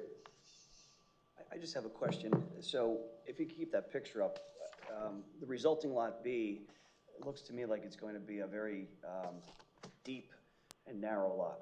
2 to 1, the length to width ratio would be 2 to 1. It's reasonable. Okay. It's often. So it's R40, so the width of the home that could be put on there would be 51 feet, right? Because it's 131. The home can be, we're proposing, let's say, 136 minus 30 minus 30. So that home could be about 70 feet wide if it wanted to. Okay, so that's a decent size.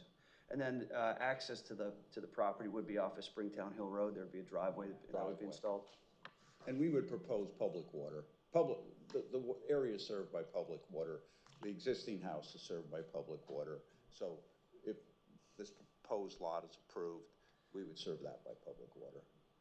I know that this isn't really pertinent, but just for my own edification, are there any issues with sight lines? I know Springtown Hill Road is a bit windy. From what I see here, it appears to be straight. I know Mr. Gambosi's house has a driveway that's located here. I assume there's adequate sight lines there. We have plenty of sight distance for a 35-mile-an-hour speed limit. Got it. Thank you. So that's all I have.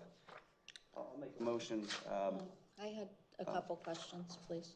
So I just noticed, so there's like a strange, maybe tan spot there. Is that just a garden or something? Or is there some other kind of building? There was a garden at one time, and I mowed it over. I didn't know if there was some sort of structure there that would be kind of right in the middle of this lot line. And you said it's public water, but it's not public sewer there, correct? So we wouldn't know whether you could perk or have The room next for step, that? the subdivision process Okay. is the next step. This just gets us Okay. to the zoning hearing board. Once they would approve Right. the variance, we would take the next step and see you again. I think that's, I don't know, do you have any questions? Yeah, can you just reiterate again, what is the, and maybe we can get help from Mr. Cucker on this. What is the requirement for this area, and what are you requesting the variance for again? The minimum lot area is 40,000. A little louder, they can't hear. Yeah. I don't know if this is what. Is this working? Yes. Just talk a little closer. Okay, the minimum lot area is 40,000 square feet, and the minimum frontage is 150 feet. Okay, and then what are you requesting the change to? Lot 1 would be 33,000 square feet, Lot 2, 43. And Lot 1 has plenty of frontage because it's a corner. Lot 2 would only have about 136 feet of frontage. So the second resulting lot would not meet our zoning regulations, and that's your variance request? That's what the variance is for, yes. Okay, For width only. For width. It meets area, but it doesn't meet width. The existing property meets width because we have a double frontage and with the right-of-way with the road, but it doesn't meet area.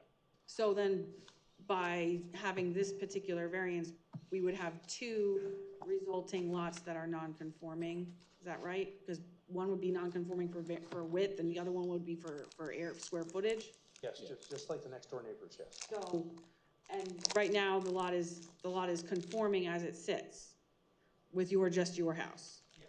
Okay, so, I will say, I do have a concern with creating two non-conforming lots.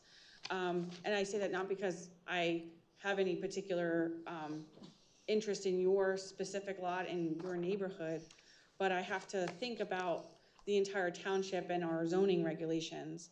And our zoning regulations have specific criteria that everybody has to comply with when they do development. And so from my concern is if we take a position on this, or we take no position on this, let me rephrase that. If we take a position to support you on this, it would be creating a precedent in our township that would allow other people to also feel like they could just come and change the dimensions of their lot to develop. And I wouldn't want to create a situation that the township would be placed in to be dealing with a situation where we have houses that aren't conforming or lots that aren't conforming. And I personally do also have a concern with the perkability of this lot for your septic. We have certain areas in the township where homes were built on very small lots or smaller lots, and they have a septic system, and the septic system has its life. And then we have a situation where there's no other place for those people to put a septic system to replace the one that failed or that reached its lifespan. And then there's the question of public sewer. So that's the other concern that I have in this situation, that we're going from a lot that is conforming to creating then two lots that would both be non-conforming. And I can appreciate mowing lawns. I grew up on 2.5 acres, and from the time I was 11 years old, I was mowing lawns. I was mowing my parents' lawn and doing all that kind of stuff. But I'm not sure that that would necessarily create a hardship for you to currently live in the home. And that's the other, my understanding, when we have a variance, we have to have a hardship that couples it. And if the hardship is that it's difficult to mow, I guess approximately, whatever you said, 1 acre, 2 acres, I'm not so sure we have the criteria legally on a legal standpoint of whether that's a hardship. But the dimensional variance is different than a use variance, and the lesson is lessened. So therefore, that's the purpose of the zoning board. So we make a presentation to the zoning board. The board then makes a decision, and then they move forward to the next step. So if it doesn't perk, then it isn't going to happen. So you have to act on it once the variance, if it's granted, then you move to the next step. If it doesn't perk, then you have a problem. It's not going to go anywhere. Then you lose the variance and it goes away. So the point is, you have to go through the step process. But you keep talking about a non-conforming lot. The one issue is all it is area, and this one becomes width. So it's not a non-conforming lot that all of a sudden we're going to shove this big, huge mansion on this small lot, and now it's not conforming. The point is, all you're doing is looking at a simple dimensional issue here and a simple dimensional issue there. That's it. So it's not a big issue. And therefore, and we look at the property next door, we look at these properties across the street, their widths aren't there either. So there's nothing he's going to be able, Mr. Gamboa is going to be able to do and spread this out throughout the township. But the zoning board listens to it on a case-by-case basis. And we're going to make a presentation, and the zoning board's going to make a decision. Sure, and you have every right to She's bring new that and has before trouble the with logical hearing board. thinking. She's new and has So trouble I with can logical appreciate thinking. your position. But Jason, Thank you. I was the chair of the zoning hearing board, and I understand these issues very well. recognize Typically, Jason. what this council will do is, in a situation like this, we'll take no position on something like this. We can either support it, we can be against it, or take no position. And my motion that I was going to make before I was interrupted by Ms. Ray was I'm going to make a motion to take no position on this application.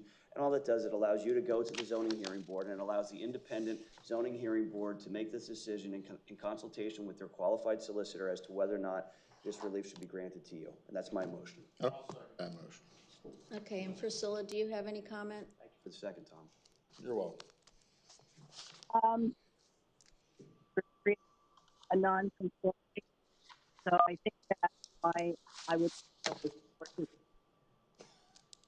Need that cell phone tower next door. Yeah, that cut out at the end. You cut out at the end, Priscilla. Good thing it wasn't an emergency call from the fire department. I'm not supporting that motion. We should just have her call on a phone. I think she did call from a phone that doesn't work. No, call a phone instead of whatever they're tied into. Can you repeat that again? Did she just get off this meeting because she's wasting everybody's time? I mean, I know she wants to get her check from the township because that's really important, but I mean, Hello. come on.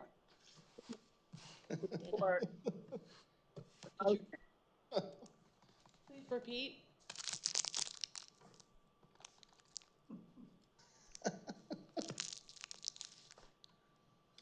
Can we move along? Because obviously she's not responsive. I mean, it's like she's not here. Are we gonna wait until she can find like a cell phone that works or a tower? Or... Go near a tower. Go drive near a tower. It'll work. No, did you hear me? No. Cannot hear you. Yeah, well, you just.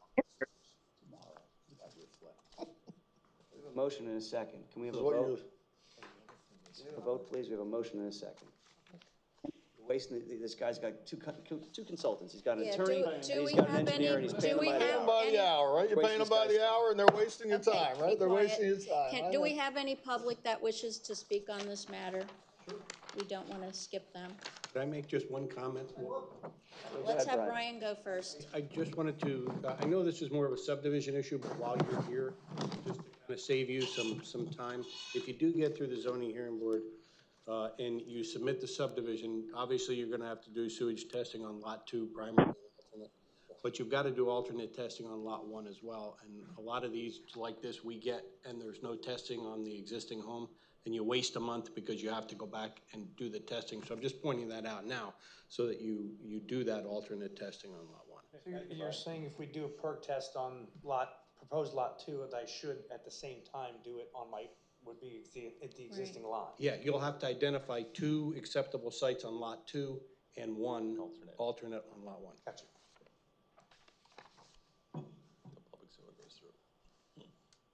Okay, Mr. Boulan. Dave Boulan. Are sand mounds not allowed in this area, just in passing? They are. They require more lot area than the minimum lot size. So if your sewage testing comes back only for sand mounds, you've got to have 2 acres. So that can govern the lot size as well. But obviously you don't, that's a feature of the subdivision. So you're not going to get that lot if you can't show that. But you should look at the sewage ordinance for these type of things. Good, clarifies that. Yeah, you have one conforming, one non-conforming, you'll have, I don't know, when you join them together. Unfortunately, I was on a planning board in another state. When you joined them together, it was the aggregate sum that determined not only the square footage, but also the requirements for the facing areas. So anyhow, I don't see that here, but it seems to me that you're not creating a worse condition for this applicant. So, and I would say in terms of holding up the meeting because we can't get an answer from some member, that really should be worked out beforehand. It's not fair to hold the entire public up to clock time just because somebody can't make the proper connections. The other thing is I'd like to point out yet again, it'd really be nice if we had a pointer so the applicant could show on the screen his area.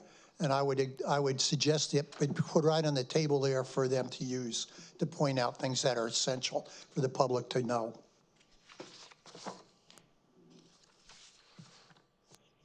Get a roll? No, still more. Oh.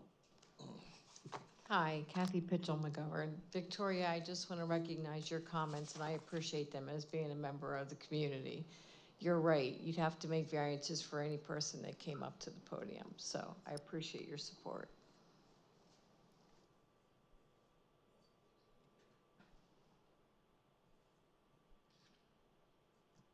Laura, you gonna run the meeting, or are we just Anybody gonna sit here? else? Okay, no other comment, we'll have a roll call. And the motion is? Excuse me, Priscilla? The motion, could you repeat the motion? The variance relief is that council will take no position. Okay, no. Mr. Carochi? Yes, we will take no position. Ms. Ray? So I'm a little conflicted on this one. I'm going to say, I don't know. I don't really like the idea of creating non-conforming lots either. So I'll say no. It would be up for the zoning board, not you. I mean, I don't think we would send anybody. I would just not have a letter. Well, if we don't send anybody, then. It's no position. Right, well, you No can. position, that's a yes vote. Right now, No, the vote is we no. could take a, Well, let's stick with what's in front of us. Right now, the vote's no. We're still voting, correct? We're still not done. Ms. DeLeon? No. Mr. Bononis?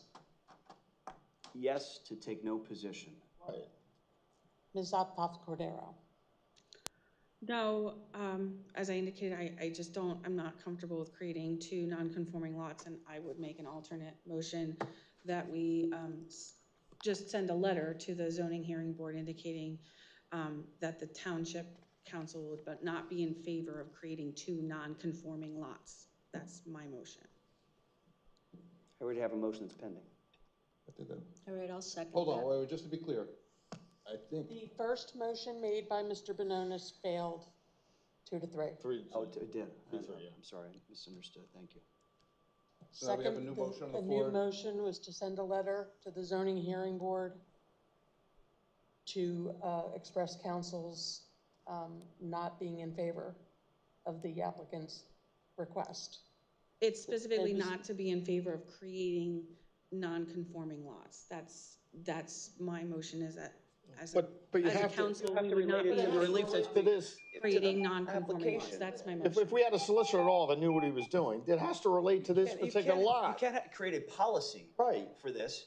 It's an application that is before us for two specific provisions of the zoning I think ordinance. what you're saying, and correct me if I'm wrong. You don't put words in her mouth. She can speak for herself, Steve. Well, you're arguing and you're characterizing what you said. I'm trying to get clarification as to what you said. I know exactly what she said. I have 2 ears. I can hear, and a mind. Wants the township to have a policy of Respectfully, you not. always mischaracterize what I say, Mr. Bononis, so No, I don't. I know when you defame me. I know when your husband gives me double middle fingers and curses me up and down. I know it very clearly. I'm not All right, stupid. why don't we do this? Said- Could I ask Stay you to, on topic, please. could I ask you to clarify or restate your motion, just so we're all on the same page? Sure. My motion is to have the solicitor send a letter on behalf of council indicating that they are not in favor, the council is not in favor of creating 2 non-conforming lots in this situation. In this situation, she had to add that. So Thank you. She was, You're welcome. knew what she was doing. Yeah, you're welcome. Okay, that's the motion. Now, do we have a second? This question. I will second that.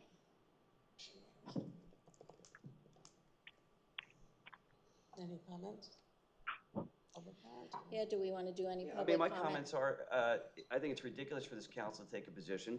We have an independent zoning hearing board that was appointed by council that is perfectly capable and tasked with making these decisions. And instead, what this council's trying to do is put their finger on the scale to unduly burden this gentleman so that he can't get relief that he's seeking. It's perfectly reasonable, but we're not taking any position in support of it. We're letting the zoning hearing board do what it's independently supposed to be doing. And instead, this council is trying to tell the zoning hearing board and influence the zoning hearing board in that independent determination. I think that's wrong.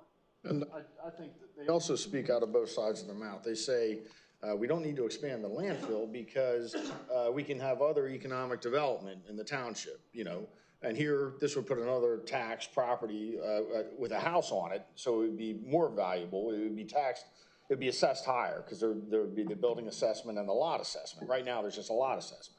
So it'd be additional school taxes, additional township taxes, additional county taxes to whoever owns that property, right? So a little economic development, very little, one house, but still something, right? But no, they say, we don't need the landfill and that money, which is 35% of our township budget, that keeps our taxes as low as they are, because we can have other economic development. Here's a chance for one, a simple one. You're not talking about rezoning 20, 30, 40 acres. You're not talking about any of that. It's a simple thing, and they can't even do that. They can't even do that. They speak out of both sides of the mouth. I would They're add to frauds. that, there's also the potential for earned income tax. If you were to use a local developer, builder who lives in the township, he's gonna generate income off of that and pay Well, the taxes resident. on it. Yeah, And the resident that lives there. And maybe he and his workers go to like a local business and they buy lunch at a local business, which provides some revenue there. But they don't see any of this. There's no second, third order effects of any of this. I think- Money grows on trees. Okay, Fairies are so gonna carry our we've trash had away. discussion. It's great. You will. Yeah. Yes, please do. Please. I recognize. I'm sorry. I believe, ma'am, that you're mistaken. You said that by making a non-conforming use or 2 non-conforming properties, that there might not be enough area for the septic. Okay, understanding that there is already enough on what I call my property, which would be the first one. We know that. And the second one is larger than what the minimum space is required. It's 43,000 square feet versus the 40 that's required. So there's more than enough area. And the only non-conforming issue would be that it would be 14-foot narrower on the street. Right. So it's not an issue of the septic safety or anything like that. This is really just a matter of the lot being narrower. As I said, she has a problem with logic, And but to your attorney's logical point, thinking, Your she has attorney's a problem point with. talked about the hierarchy and dimensional Okay, variances we here. will do So, roll you're gonna have to call. litigate this, because this The only thing I can these say are fools is- you deal with. I'm sorry you live in a township that is run by fools. Well, but I think, I think you'll get a fair shake from the zoning hearing board. The zoning hearing board is independent, and I think there's some good people on there, mostly the people that we appointed over the past couple of years. And I think you'll get a fair hearing there than what you're Get getting. it And done people that now. understand. Get it done now. Understand Because your. they'll clear house and they'll get rid of all those people in the zoning That's hearing right. board and they'll Yeah, shut you have to everything do it down this and deal with year. other stuff. So nothing will get This done. year, So because they'll don't waste replace your them. time is my caution. People Trying to have a roll with call. even less logical skill than Ms. Optoff. Yeah. I think we just have to, I think we have to allow the public to comment on this particular motion. Did we do that? We can. I tried before. Yeah. I recognize Ms. Slav. No, you don't. Mary Slavic, Lower Saucon Township. I'd like to say that it's funny because I'm pretty sure that certain people on this council are trying to skirt around a rule about the interim solicitor.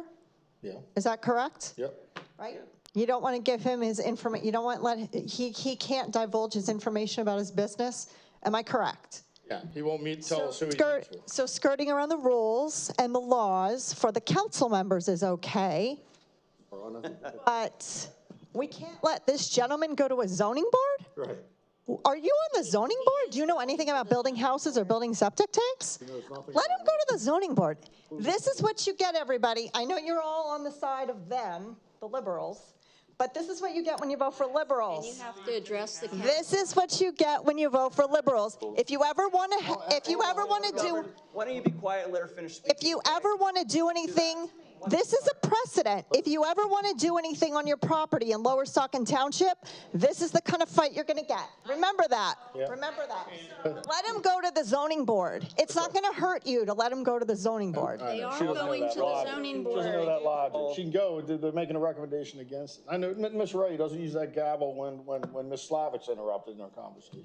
But God forbid, We're having a someone roll else gets call. up there, she can't No get more that public gavel in her comment, let's have hand. the roll call.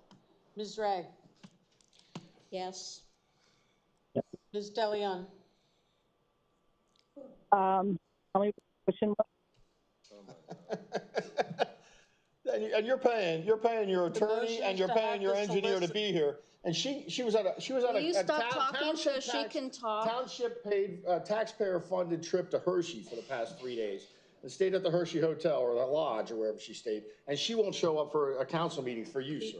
She won't show up and you have to pay your attorney by the hour and your engineer by the hour, and she won't show up and vote. And she's getting paid. She's getting paid for this. She's getting paid. With your tax She dollars. called in so she would get paid for this Ms. meeting. DeLeon, Can't miss a payment. Yeah. Get that government check. Mr. Bononis, No.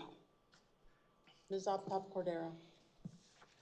Yes, and I incorporate what I said before. My concern is that we would create 2 non-conforming lots. And that my issue isn't with your specific interests. It's about our zoning regulations, and if they have regulations for one property, they apply to everybody. And The zoning regulations? well, Which is probably no. if you have complied with the zoning regulations, you would not be asking for a variance. And Know you what are, 150 and feet is versus 200 feet? respectfully, I'm just providing my comment. Okay. You voted. My concern is History that for many we have years. a Right. situation You see what we're of doing. creating, Yeah, it's creating a 2 filibuster. non-conforming lots.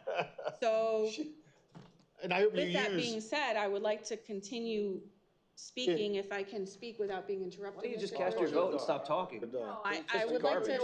you what always I have talk to over say. me. But anyway, you'll be able to appeal the zoning, and you should say that. She didn't weigh on this particular property. She's voting as a policy on all properties. She's refusing to look at that, which is what she was asked to do, and what the zoning hearing board will do. But if you lose in the zoning hearing board, I think her comments are grounds for appeal. I would ask the attorney here, who has more expertise in it than I do, because she's not weighing the individual property. She's just saying she's against this as a policy, not looking at the individual property. And you paid all this money to have an attorney and engineer here for this specific property, and she won't even give you a hearing on your property. She's saying, I'm against it no matter what. You didn't even have to come in here, sir. I'm against it no matter what. That's the logic you're dealing with. You may want to get your neighbors to write letters and come to the zoning meeting. I'm not telling your attorney how to do his job. Vote is But if you get support yes from your in neighbors to favor come of and my support this, motion, and some weight and my persuasion. statements are Yes, I'm incorporated sure in you'll be here. fine. Sue her individually. Because clearly they don't so listen to the township public, doesn't but maybe go. the zoning Yeah. hearing board will listen to the Victoria public. Optoff has the floor. Because right now, there's nobody in the public that spoke out against this at all. Susie's Nobody. running the meeting now. Oh, he's Not a Laura. sixth council Not member. Laura. He said Victoria. There's 6 council member. Victoria, are you done, or do you have some more? Who's running the meeting? I just, because I was interrupted, I Laura, I will guess finish my can't do it. statement. that I'm not in favor of creating these You particular said the two 6 times, move on. Oh, yes. Mr. Carucci. No. Motion passes 3-2. Thank you. All right, and Yep. you will go to zoning hearings, so And that was so the not public's aware, denied. he goes before the zoning hearing board and they make their That's decision. fine. And that's what stands before, Okay, now you're them an moving expert. forward. So we Now do you're not an have expert. ultimate say on anything. Now she's an expert, now she's an expert. All right, so the next item on the agenda is authorization to pay for payment number 4 to, No. wait, did No, I no. do it again? Okay, sorry, the fire funding. 2023 fire funding audit, release of annual funding. So we saw the report earlier. So this is the consideration of the township's annual donation to Lower Saucon Fire and Rescue for 2024, which is $225,000. We also do a township annual donation to Lower Saucon Fire and Rescue for their recruitment and retention program, and that amount is $10,000. I'll make a motion to So- approve the annual donation. I'll second. Fire Rescue for $225,000 and an additional $10,000 for recruitment and retention. Do I have a second? I'll second it. Thank you, Already Tom. had this. Roll call. Do we have discussion by the, Discussion. you do not call roll call. Do we Roll have call. discussion at all? I just want to say, if I can, I appreciate the fire company. I appreciate everything they did. I think this is more than We all appropriate. do. We've already told them how And much we I, appreciate them. They I know we think that appreciate the them. We just retention gave and them recruitment $250 bonus, Roll call. Roll call, please. what they do, Roll and call, then the please. extended needs that they have. Roll call, Tom, will please. you stop talking? It is not roll call. It's now open to the public if all the council has Nobody from the spoken. public has stood up to speak. Okay, we didn't even ask them. You just said it's open to the public. I said nobody from the public was asked to come up yet. We didn't even finish if council had comments. Roll call. We did not, and it is not roll call, and you are not calling roll call. Priscilla, do you have any comments to make? No, but I'd like to ditto what I said before on the other agenda items. They're much appreciated. Okay, thanks. I'd like to thank Priscilla for getting closer to a cell phone tower so her connection's better. That's fantastic. It only took, Do we have anybody in the audience that would like to? Least you could do 2 for hours. township residents Thank who are you. paying attorneys and engineers to be here on their behalf. I just want to make a clarification just for members of the audience. Resolution 31, 2024, number 13 says, members of the audience may not address other members of the audience or argue, speak, isn't on or yell topic. This back is not and, on topic. it doesn't matter. When he talks, it's never on control the topic. meeting? Or yell back and forth at about each fire other. funding? Are we talking about paying the fire company? I didn't hear fire services. I didn't hear fire once in your words. All right, let's do a roll call. Mrs. DeLeon. Yes. Mr. Benonis. Yes. Ms. Uphoff Cordero. Yes. Mr. Carucci. Yes. Ms. Ray. Yes. Motion passes 5-0.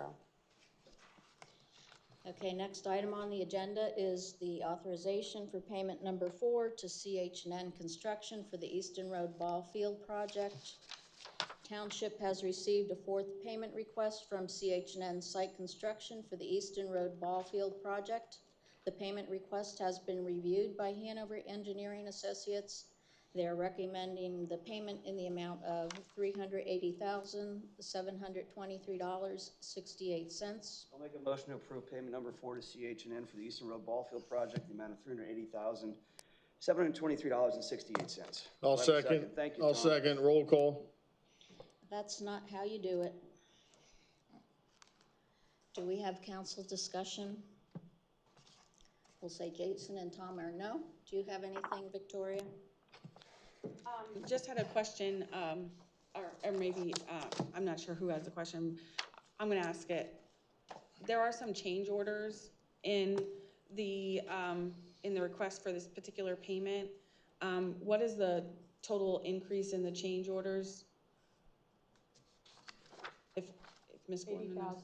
$80,867.83. So just to be clear that the payment request is not only the additional amount that was budgeted by the township, but also includes an additional $80,000 due to some site issues, I understand, from water. So I don't know if Mr. Cocker could explain what happened there with the $80,000 increase. Yeah, what I'll detail so council understands, the actual change order amounts, what you would conventionally consider a change order is about $65,000. The way the contract works is that the township actually pays for any on-site testing that's done because we don't know ahead of time how much testing, how many times the testing is going to be done. So that amounts to about $16,000. And then we did not encounter any rock on the site. So we had rock contingencies in the contract price in the amount of $20,000. So the change orders are $65,000. If we take the rock out of that, the change orders really are about $45,000. Now, the vast majority of those change orders are related to the very wet weather we had over the winter and getting suitable material as structural backfill behind the retaining walls, mostly along the Route 78 side. So that really is the bulk of the change orders. Thank you, Brian. So I want to, for my understanding, there is $16,000 in township costs that we would always have because of our responsibility and obligation to do the testing. Yes. So that's something that we hadn't previously accounted for, I'm understanding, for the additional testing. That's not in the contract price because that was not, the contractor had to schedule the testing, but the township had to pay for it because it's not an item that he was able to bid because you don't know that. Right, so the township has its own costs on top of what we pay the contractor. I just want to make that clear. That's the $16,000, and then you said we saved some money with not having rock not encountering any rock, but then ultimately there were the additional costs because of the wet area. Yes. 44,000 was it? Did you say that was?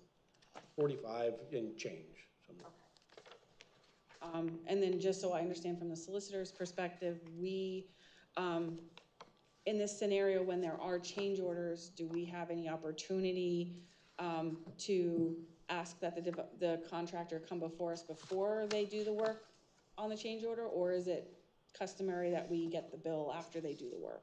You can ask the contractor to come before you, but from a legal standpoint, from a practical standpoint, you're often dealing with change orders on the field, meaning at the site, which require a fast decision, which require, I think traditionally in Lower Saucon, it's been reviewed by the engineer, and if it's an appropriate staff or the engineer, with consultation with the solicitor, will then move forward with the change orders, because you can't wait 2 weeks to make a decision on site.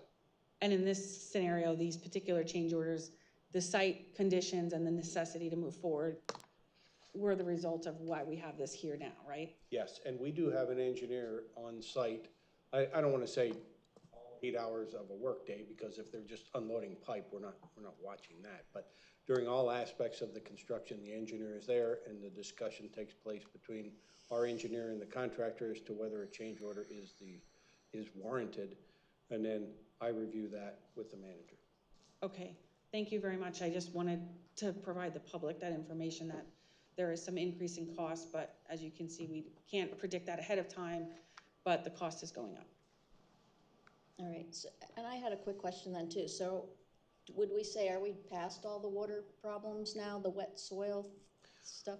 The bulk of the earthwork is done, and the retaining walls are done. So most of these change orders occurred during the construction of the retaining walls. Okay. I can't guarantee there isn't going to be another change order, but these types of change orders hopefully now should be done. They did have to put in an under drain to hopefully correct this and protect the retaining walls, which we'll see on a future bill, but that really had to be done. All right. Priscilla, did you have any comment?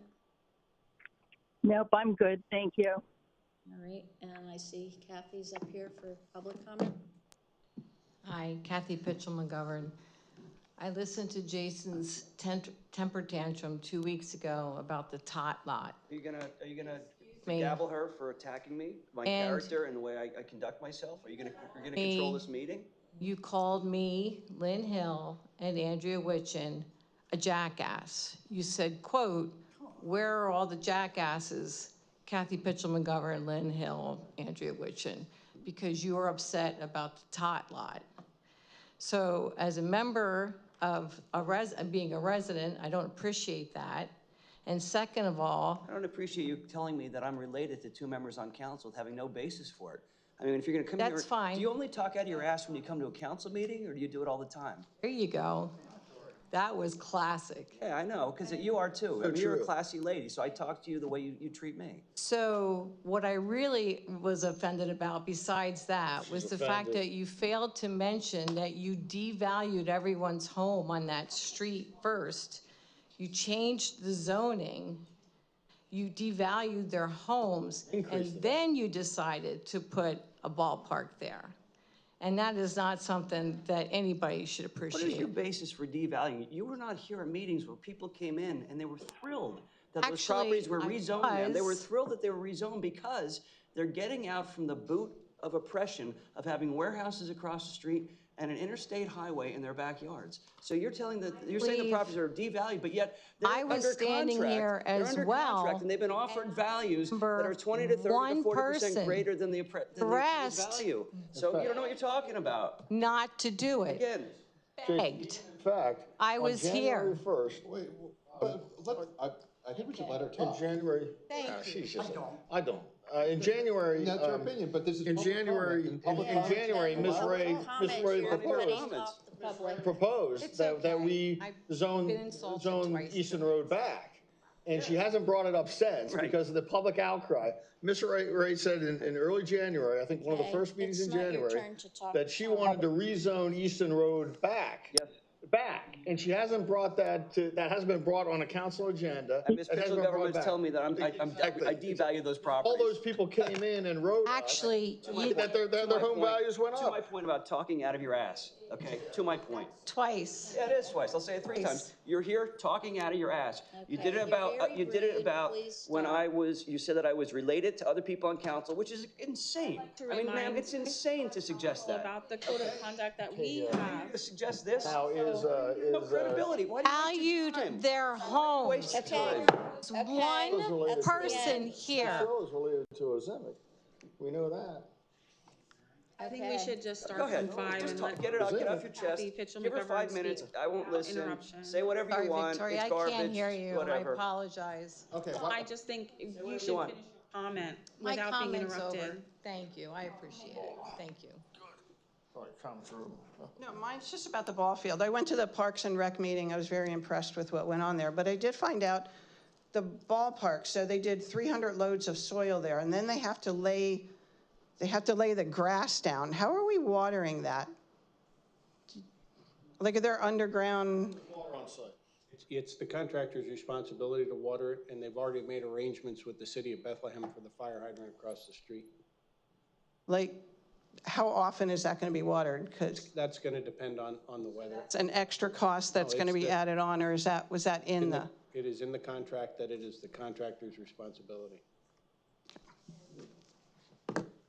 Awesome. Anybody else? All right, seeing none, we'll do a roll call. Mr. Benonis, Yes. Ms. Optoff Cordero, Regrettably, yes, because of the increased cost, but understanding the legal obligation to vote yes. Mr. Carucci, Yes. Ms. Ray, Yes. Ms. DeLeon. Yes. Motion passes 5-0. All right, so the next item on our agenda is Resolution 42-2024, transfer of funds to capital. Following review of the council video and staff notes, it was discovered an initial motion was not made at the last meeting. We do require a resolution to be discussed and approved by council. This was to move the funds from the general savings fund over to the capital fund for the ballpark project. So we have to do this again because. Well, it wasn't done before because there's always so many disruptions by Options. It's the It's disruption's always, fault. right, it's always, Disruptions. never there. Not It's the never competent Ms. people that run the Optoff. meetings, Exactly. not the solicitor who's supposed to be paying attention Okay. and making sure we're By the legally rude compliant, people certainly here. not him. So Dear I God. know I this would one. make the motion to transfer the funds from the general fund to the park capital fund in the amount of $2,008,646.48. I'll second the motion.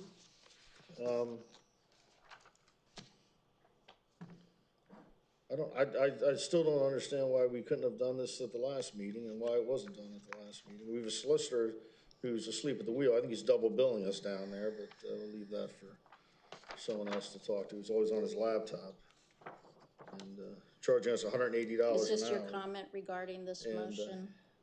Yeah. But why it wasn't done last time. All right, that's it. All right. I'd like to be heard.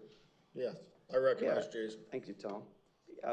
I'm looking at Mr. Gutsuzian's resume. I don't see anything on here where he, touted having any credentials and missing items like this that should have been brought to our attention and addressed too promptly. I think it's unfortunate. We talked about his conflicts that he has with Hellertown. We talked about the knowingly inaccurate budget that was published and approved while he was our interim solicitor. We talked about the illegal budget. We talked about the secret executive committee And topics. none of this is on this that fall topic. within the purview of the Sunshine Act. Those meetings that took place back there, we tried to talk about non-personnel and non-litigation matters. He refused to identify who he was negotiating with in Hellertown. He was trying to negotiate a settlement using taxpayer money.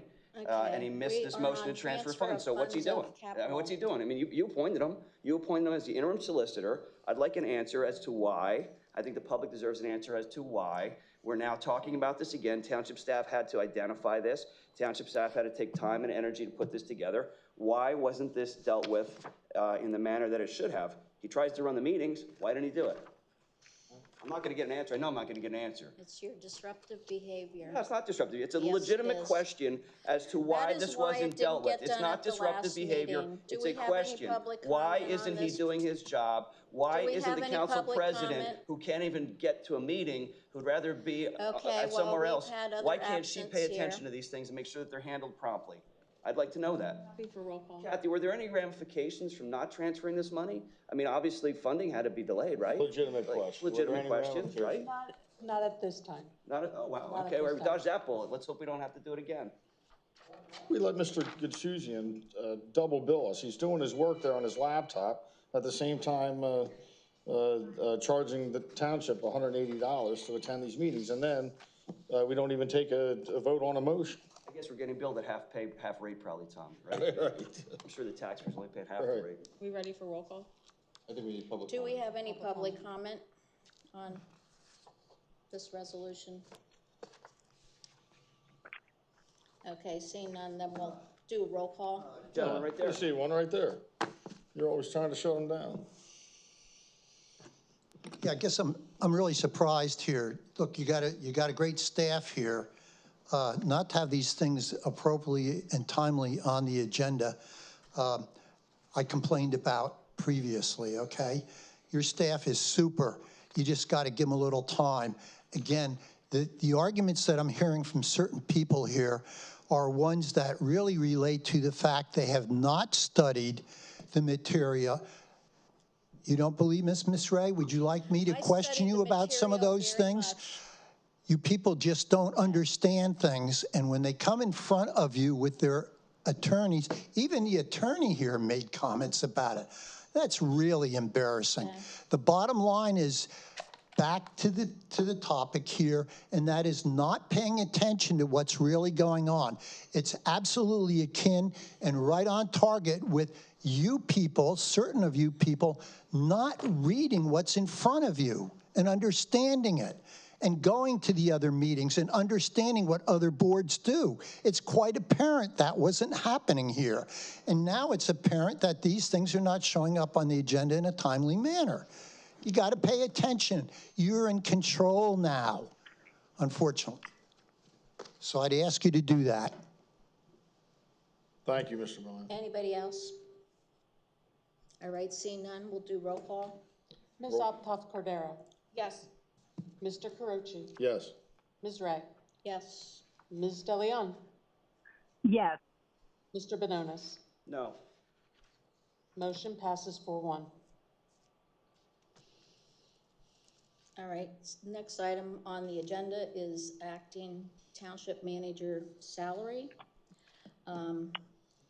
Council would discuss the additional compensation for our acting township manager. Kathy has been assisting us with the manager duties in addition to her finance director duties since Mark's resignation. And we feel it's appropriate to pay her an additional amount to compensate her for her assistance in this matter. We thank her for all the help and all the work that she's doing. I would like to make a motion to approve Kathy Gorman's prorated salary in the position of acting township manager, which would be set at $135,795.20. I'll make a motion to Which approve is Kathy Gorman's Mark's prorated salary in the amount of, acting township Retroactive. There's manager. one motion on the, there's a motion. Retroactive motion. to There the hasn't been a March second yet. 28th. You haven't let her finish the motion. Second. I'm still talking. Retroactive to March 28th and effective until a full-time manager is appointed. I'll make a second the motion to motion. approve Have Kathy a Gorman's second. prorated salary in the Second. position of acting township manager, which will be set at $150,000 per year. The That's not basis the for my, motion that's on the floor. The motion I'm that. making my own motion. There's no second. of it. Second. You have to have an Jason's opportunity to keep providing. I'll second it, I'm Jason's making a motion. It doesn't work that way. I'm You making know a better, motion. it doesn't work that I'm way. making a I motion. second it, Motion Jason. and a second I on- Is there second a it, second on the Jason's motion on the floor? Yes, I second that Second. motion. Okay, now we can have a discussion, because we all know the rules and we all know how it's supposed to be done. Now we have discussion. Yeah, I think you're gouging. I think this motion is designed to harm Kathy. Kathy's doing multiple jobs. She is the assistant township manager. She is the director of finance. She has jumped into this role without hesitation. She certainly didn't request this role, and now she's acting as the township manager. So she's serving multiple roles. The township residents and taxpayers are getting benefit from her in this role, but yet this council is attempting to underpay her for the service that she's providing. She's doing the role of 3 positions, and they're intending to pay her for the role of 1 position. I think she's worth more than that.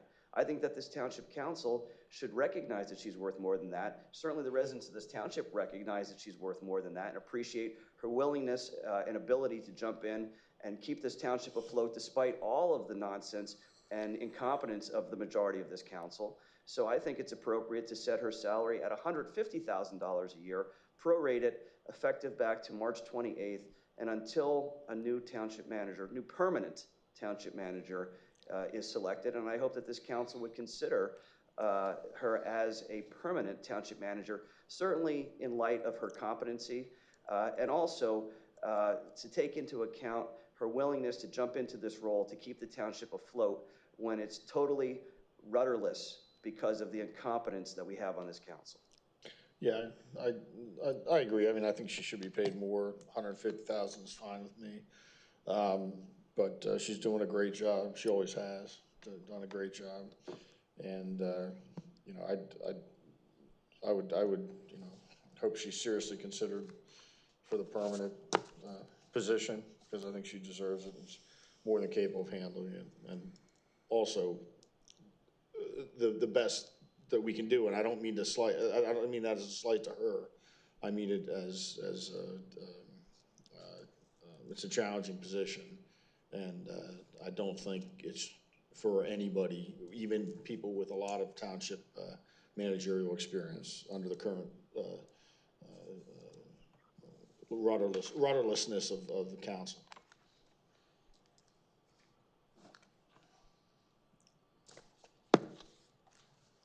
Do you have any comment, Priscilla? There's 2 motions. Which? No. No, Which? One motion on the floor at the moment. And that was the Did somebody motion second your motion? Victoria did. Oh, okay. I didn't hear that. Sorry. Okay. Need a cell phone And then tap. Jason, in the middle of it, made a motion. Well, he tried So to, that's- but you can't have that's 2 inappropriate. motions at the same time. No. No. She voted no. So, Voted no, okay. Voted no Hold on. twice. I heard no twice. Yeah, fine. we didn't do a roll call, haha. So, no, and we have to do public comment. So, right. We're doing our comment. Priscilla, so you know, the motion on the floor is to approve the salary for acting manager at $135,000 and change, which I understand to be the salary of Mr. Hudson at the time that he resigned. So that's the motion that's on the floor. There is But no we're not second. doing a roll call yet. We're just doing comment. I did hear that. Yes, okay. Thank you. Do we have public comment? Roll call. We don't have public comment? Okay. I'm asking for public comment. What you want, sir? Public comment. Tom wants a roll call. Yes. Are you not the president, vice president in charge of this? Yes, and I called for public comment. Thank you. Can I speak? Yes, that's why I said. Lan, and yes, I would say very simply, if you want her to leave, you give her 135. If you want her to stay, you give her 150. There's nobody that sits between the desperate two sides of the council that's going to put up for this long if it's going to be 135. She's demonstrated her competence again and again and again, and I wish some of these people on this board had done the same or will do the same going forward. So yes, that's my comment as a member of the tax-paying public. And Mr. Hudson left for a job that pays $160,000 in Hanover Township. So, you know, and he didn't have a solicitor here. He's got a solicitor in Hanover Township. When Link left, he was. That's your speculation, right, Tom? No, Sure. well, I can confidently say that if Link Treadwell was still our solicitor, Mr. Hudson would still be here. I can confidently say I that. don't agree. Is there anybody else in the public that has to make a comment, would like to make a comment? If not, Kathy asked if she could make a comment. I truly appreciate council providing this or offering this, but I do have a small request. I would like to recognize Mrs. Werkheiser and Mrs. Schneider because they have done, I couldn't do this without them, and they've taken on additional workload in many respects. And if council would be inclined to consider reducing the amount that you would be prorating me, so a certain amount can be given to Mrs. Werkheiser and Mrs. Schneider. I think you deserve every dollar of it, and I think they do as well. So I think we can make a separate I motion. think it should be in addition. I'll make a motion that's in addition. I'll make a motion that's, it's in addition to, Can we just do this one motion? Yes, number one, there's a motion on the floor. Number two, we all should know that if we're going to incur costs for the township, you can't just vote on it now. We'd have to put it on the next agenda. Right. Of course. But Tom was in the middle of making that motion. I wouldn't want council to approve anything more for me that would cost more for the township. Tom couldn't make a motion because there's a motion that's pending, Steve. You just said that. You can't make a motion to spend money. There's a motion that's pending to be voted on. He can't make a motion. I You know wouldn't he- allow me to make a motion. was- You wouldn't allow me to make a For those motion when I two tried to. reasons. You're absolutely right. So There's two reasons so why there's he no couldn't reason do to it. point that out to him. Well, He didn't make a there's motion. two reasons why I couldn't do it. I've pointed out both of them. But anyways, the motion, so I think what Kathy is saying, if I may, is Kathy is suggesting that, correct me if I'm wrong, you'd rather not have council make a decision on this today, but look at both you as well as other people and bring this back again and consider it then. Is that what you're saying? If that's the way that needs to be. Or handle you. Then. yeah, I'd rather handle Kathy tonight and then put on the agenda the consideration of Stacy and Carol and compensating them at our next meeting. I mean, why can't we just, I think 135.7 is fine. I think it should be more, but I could go along with 135.7 for Kathy. And then, to me, it's separate. I don't like lumping people together like that. I think, we have to, pay our acting township manager at what she's worth, and then there can be additional. I understand everybody in the staff really has picked it up. So I think that we should vote on the motion on the floor, and then reconsider at our next meeting these additional items. If I may be recognized. Sure. So if I'm understanding this, Ms. Gorman, I understand that you would like us to reconsider compensation for you and for the other two of our staff who are very appreciated for what they do. And without having that information ahead of time, I think now that you've said that, I definitely feel like I need to reconsider, and I would like to actually consult with you to figure out what would be the most appropriate way for us to compensate the other staff members that have been going above and beyond. So I don't think it would be appropriate to vote on the motion as was stated in light of Ms. Gorman's comment and and what she has requested, which was that her salary not be considered without the other two, and how that would factor into our budget. So I think I would rescind my second. So the idea would be that if that's what council wants to do, just so we walk this through, we then withdraw the existing motion and not make it, and essentially table the motion till the next time we meet, and then separately we can put on the agenda the salary issues with regard to other individuals. I would be comfortable with that. Sure. So then, are we clear? Is there a withdrawal of the motion? Do you have comment, Priscilla? No, I'm good with it. Okay. So I'll rescind my motion or table my motion, I guess, whichever it needs to be. And then we consider it at the next meeting as a overall view for the staff. And the second's already been rescinded, correct? Yes.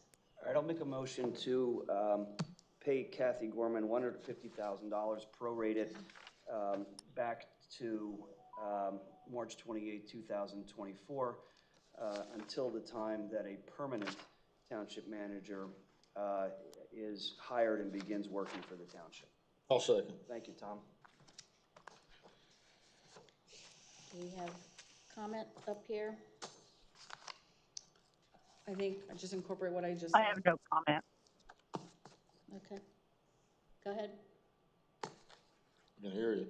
I incorporate what I had said prior. I think this is inappropriate this time in light of Ms. Gorman's request. I thought Priscilla was. No, Priscilla said something. Priscilla said she had a comment. I think she said no comments, I believe is what I heard. I said I had no comment on this. I was comfortable with what we did before. Do we have public comment on this motion? Okay, seeing none, we'll do a roll call. Ms. Ray? No. Ms. DeLeon? No. Mr. Bononis? Yes. Ms. Optoff Cordero? No. Mr. Carochi? Yes. Motion fails. All right, Kathy, I'm sorry that they don't value you as much as you should be valued. I'm going to make and that has nothing to do with Carol or with Stacy. I'm going to make a motion that on the next council agenda that we include an item to also look at their compensation in light of the additional duties that they have taken on in their respective roles to help keep this township running, and their assistance that they provided to the acting township manager, Kathy Gorman. I'll second. Already Do we need a I'll motion? second. Well, who knows if you guys will put it on the Yeah, agenda that was or the not. idea of what we were going to do anyway. I Yeah. don't know if we needed a motion to put it on the agenda. I made a Motion Tom will definitely seconded, be so on. let's call a If roll. you don't have a motion, it cannot get on. Yes, it can. We Sure forgot it even can. take a motion. Yeah. So yes, so just to be clear. You might be an oversight, like you forgot to vote I on made it. a motion. I understand that, I'm not. Forgot to vote on that motion. Remember What that, I'm saying is Victoria? you It was don't need a like 3 motion to seconds put ago. something on the agenda. However, if there is a motion to put something on the agenda, there's a motion, a second, and you can vote on it, and we can put on the agenda that way also. There's also Yes. obviously an informal way that we put things on agendas, but so be it. There is. That's why I Sometimes, made a motion. somehow they don't get onto agendas like the Eastern Road rezoning that they wanted to do. Remember that one? All right. I do. Okay. So you have a Do we motion have and a any second. public comment on this? We'll say no. Okay, so do we want to do a roll call? Ms. DeLeon? No. Mr. Bononis? Yes. Ms. Optoff Cordero? No. Mr. Carochi? Yes.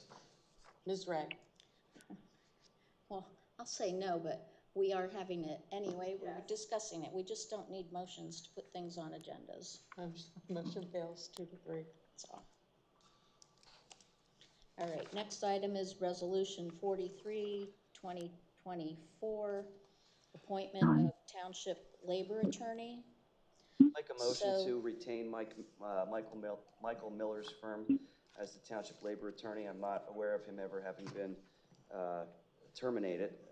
He provided competent labor attorney services to the township for a number of years, negotiated a number of contracts very favorably to the township residents and taxpayers. I'm not sure where this is coming from, to appoint a different firm as the township labor attorney. Right, I'll second. Motion. Thank you, I'll Tom. second that. We had competent labor attorney prior to this. They're just trying to penalize him because I guess he worked on the library thing too. But, and he's actually the labor attorney that the county has used for years, and has done a good job according to people I know at the county. He's done a good job with labor. Actually, I'm gonna amend my motion.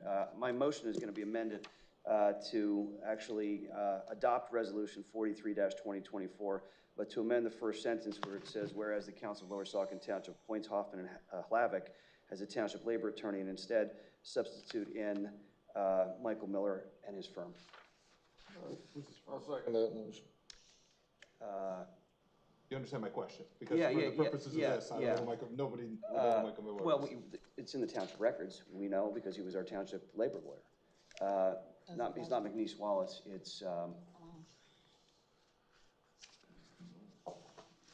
We don't have a proper resolution for one. No, we don't, and that's concerning with Mr. Goodsouzian hanging around the offices because of things that I've heard. But.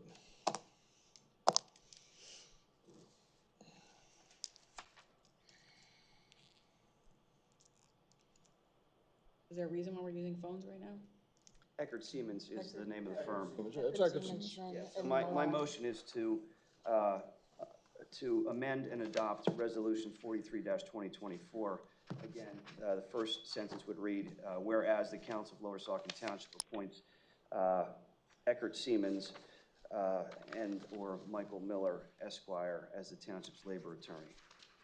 And also the second sentence would also be amended to reflect Eckert Siemens and/or Michael Miller, Esquire, as labor attorney. Do I have a second on that? I'll second it. Thank you. I thought I already did. I'm sorry. Different hourly rates. Different hourly rates.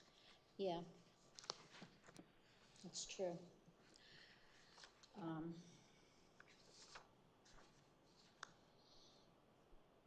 Yeah, so we can have our discussion then, and that is correct that their rate was different. I believe it was a lot higher, if I remember.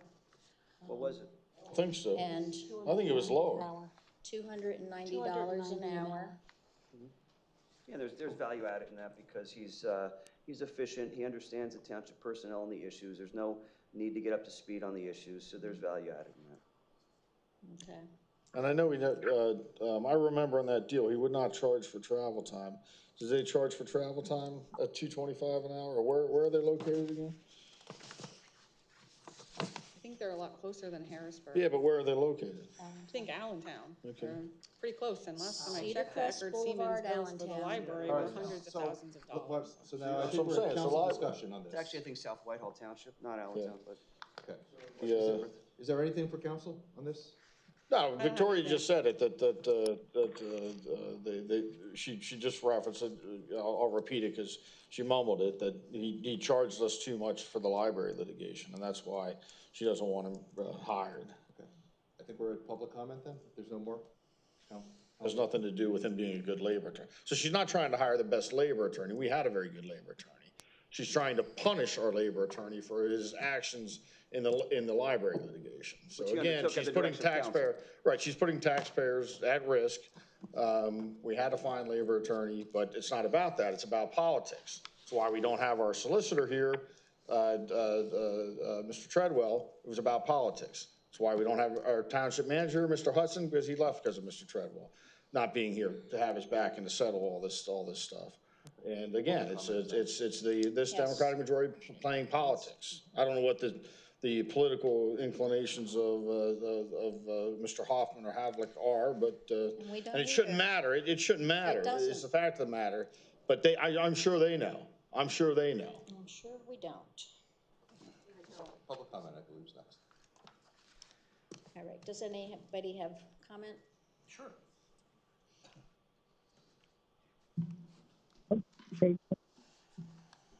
Dave Boulan, Alice Drive, Lower Saucon, still. Yeah, if that's true, Eckert Siemens was part of the Howell Library scenario, and you don't want to rehire him, that sort of does speak. I have not heard anybody say about whoever is getting replaced currently that is in the position why you do not like them and why we should replace them with somebody else.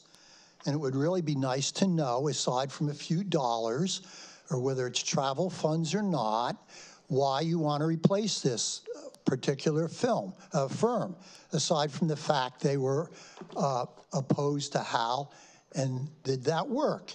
And yes, I'm going to speak about Hal a little bit later in the public section. So I would like to have the nays tell us why this firm is not capable of doing what they have been doing, apparently very effectively. I'm sorry, you going to sleep? You okay? Ms. Ray? Okay, got your attention. Thank you.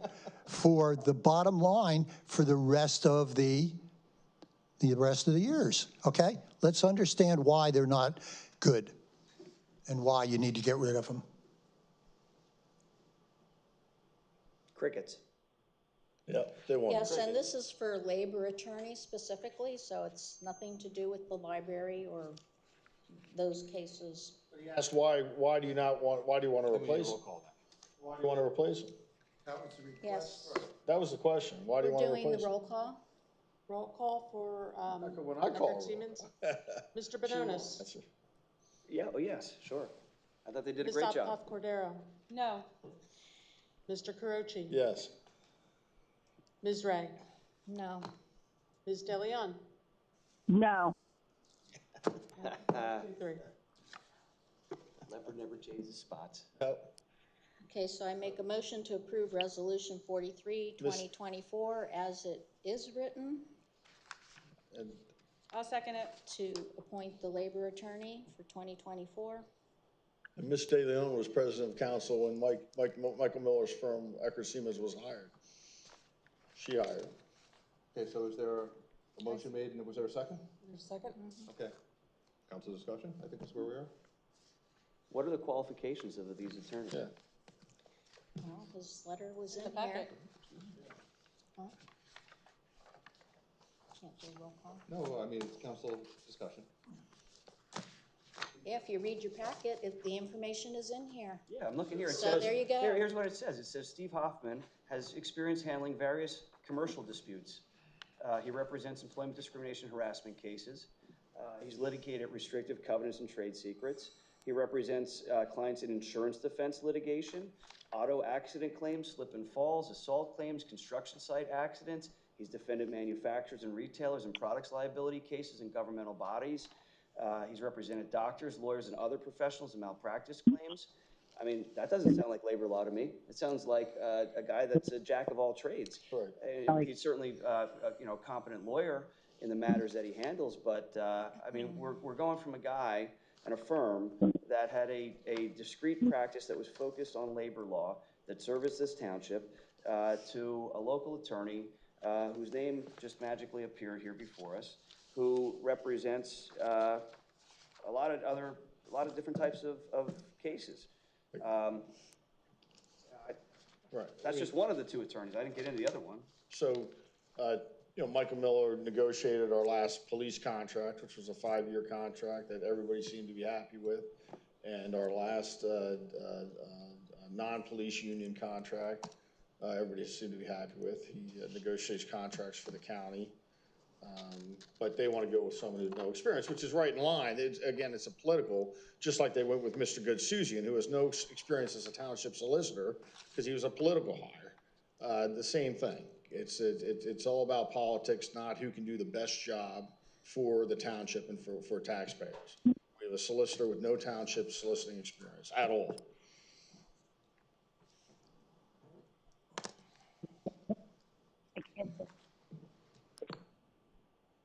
Being recognized, I would respond to that if I may. Did you have a comment, Priscilla? That was rude. No, I'm good. We're at council discussion. I think he's appropriate. I think it was nice of him to send in the letter of interest, and I had the opportunity to review his credentials. I understand the firm represents multiple entities with respect to their union and non-uniform labor issues. Township? Which townships do they represent? They are, I believe that the firm represents Lehigh County. You believe, or you're sure? So it's my understanding. So that's what I'm saying.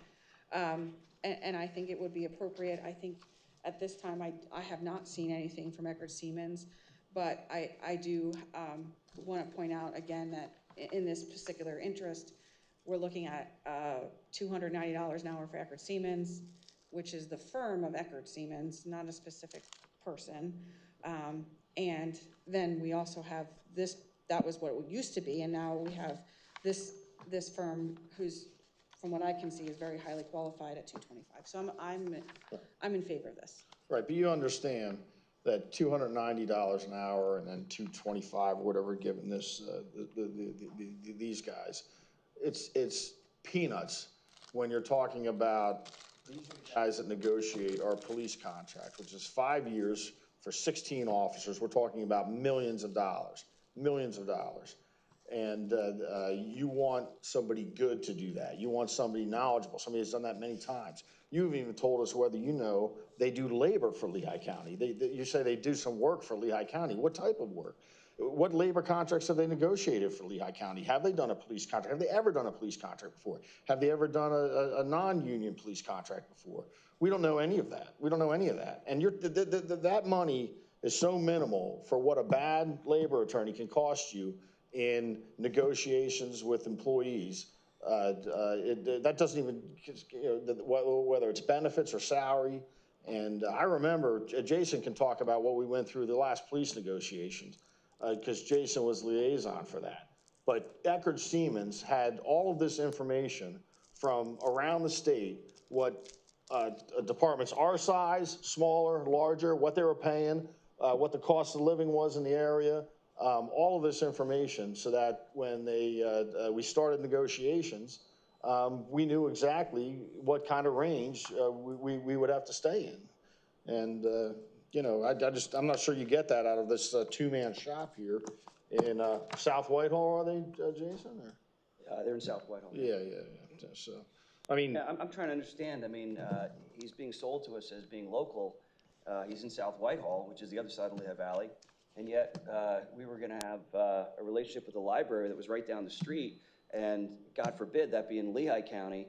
I mean, it might as well be on the other side of the Mississippi River. Right. So, it's convenient in one breath, but not in the other. So, just shows again the hypocrisy of these people. we know not. They're either not telling us about these guys on purpose for political reasons, or they're just they don't know, and they're incompetently hire somebody which they don't even know whether they've ever negotiated a police contract or any other type of contract with a union. They have no idea. You cannot tell me, and nobody's sitting here, Victoria, Laura, or Priscilla, can tell me if they have ever negotiated a police union contract or any union contract. Or even our interim solicitor. I mean, but he won't answer any questions for us, but, that's what I'm not asking. So they're going to vote. They're going to vote to hire a labor attorney who have to deal with not just contract negotiations, but any complaints filed by police officers or anybody in the staff and all that. And we have no idea of their experience level in that, but they're just going to hire them. I think we make a motion to table this until we find out more information about these guys. Yeah, that's not the motion that's before you at this point. That's my recommendation, Steve. And we'll need one with you. We're at public comment now. We're at public comment now, I think. is what I said. Yeah, I don't know. Priscilla, did you have a comment or did you pass? No, I'm good with the resolution All right. as the new motion. Okay, so public comment and Dave Boulan, yeah, I think the old saw about penny wise and pound foolish really applies here. You don't want to get a second-rate attorney when you're talking about millions of dollars.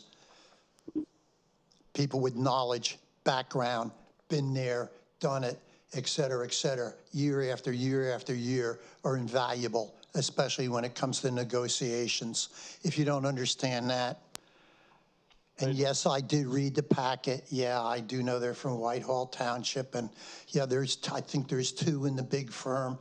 So yes, so what you just said earlier, I don't get your packet. If you want to send that to me, I will read that gladly, all of it. Or maybe I'm wrong, Kathy, is that all of that the council here sees, what I see on the web? There's some executive material that is not presented to the public due to the information that's on there. Good, I trust you. As far as not seeing the executive material, I think that's perhaps worse, all right?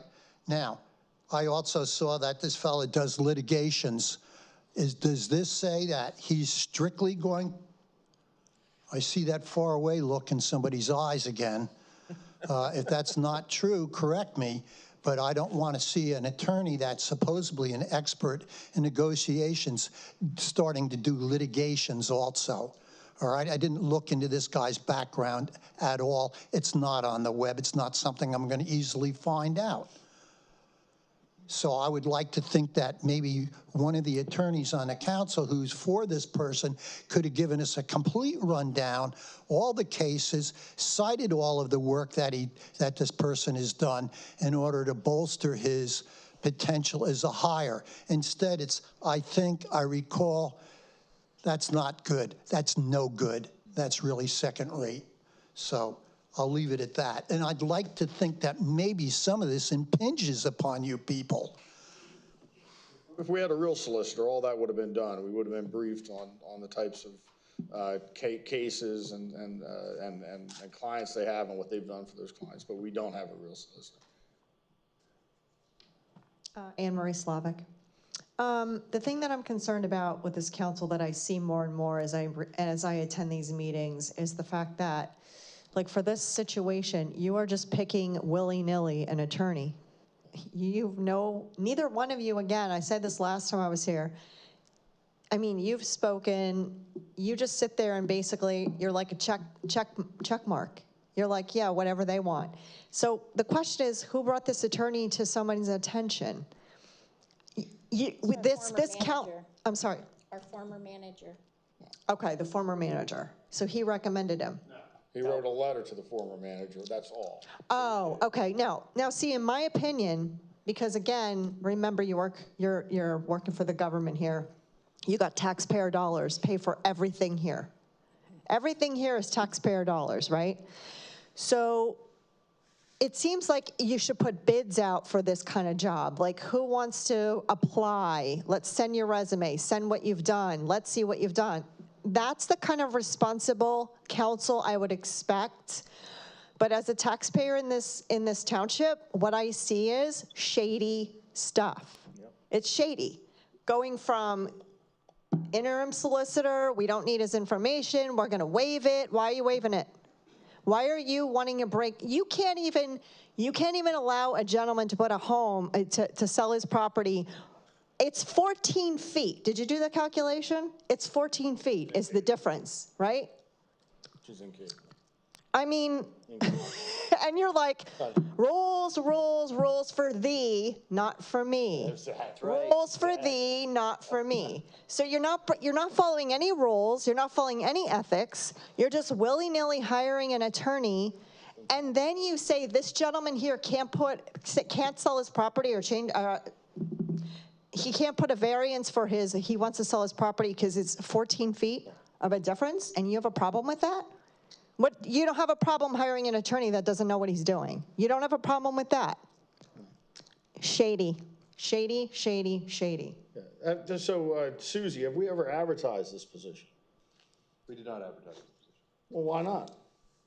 It was not advertised. Do townships usually, not that you've ever been a township solicitor before, but let's pretend you are one. Do townships ever advertise labor attorneys positions? Sometimes they do, sometimes they don't, but you don't And have you're to. saying that as a pretend township solicitor? No, I'm saying that in response to your question. Okay, and what about boroughs and others? They also advertise it? Sometimes they do, sometimes they don't. How often would you say? 50%? Okay, can we do a 60%? roll call? There we go. We already When your have your solicitor, comment. when your solicitor's an attorney and needs defended by a non-attorney, it's Well, we're not hilarious. wasting more time on the comments. It's hilarious.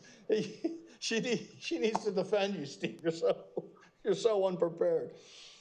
Yeah. Ms. Optoff Cordero?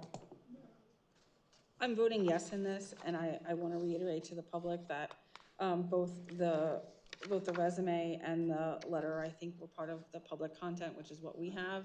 I think every member of council had the opportunity to speak with this attorney and call him and ask him the questions that they have this evening. So if they haven't done that, it's on them. I'm comfortable with the information I received, and I'm comfortable with hiring this particular labor attorney, so I vote yes. Well, I'm gonna have a comment on that.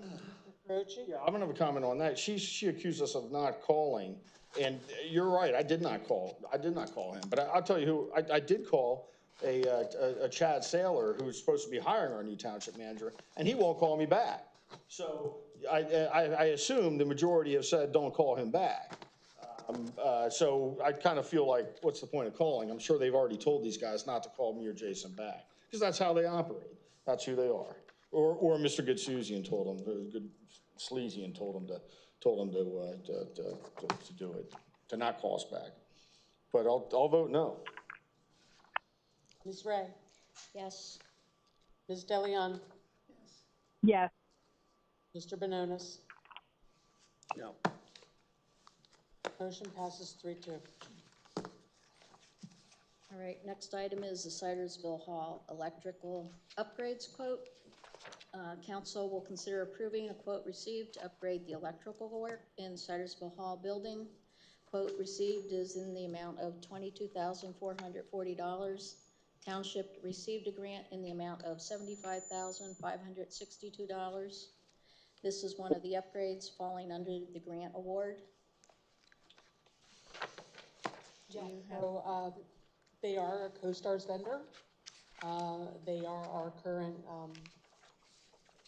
electrical inspector for our emergency server. As I stated before, the quote is $22,440, and this is part of the grant that we received from the Northampton Lehigh County Local Share Grant, and one of the upgrades to the building across the street. So, if you are inclined to approve, I will notify them. So I would make the motion to approve accepting this quote from Alvarado. I'll second it.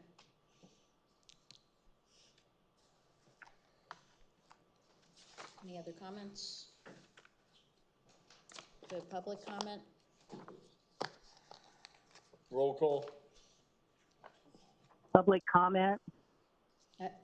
Nobody came up. There's no public comment. Did you have a comment, Priscilla? Sorry, I skipped you. Nope, I'm good. Okay. Mr. Carochi? Roll call. Yes. Ms. Ray? Yes. Ms. DeLeon? Yes. Mr. Bononis? Yes. Ms. Optoff Cordero? Yes. Motion passes 5-0. Next item is the special event application, Saucon Valley Conservancy, Hellertown, for the Hellertown Lower Saucon Heritage Day. We reviewed a special event application received from the Conservancy for Hellertown Lower Saucon Heritage Day, and the event to be held on Saturday, May 18th at the Heller Homestead. Does anybody have any discussion? I have a question about this.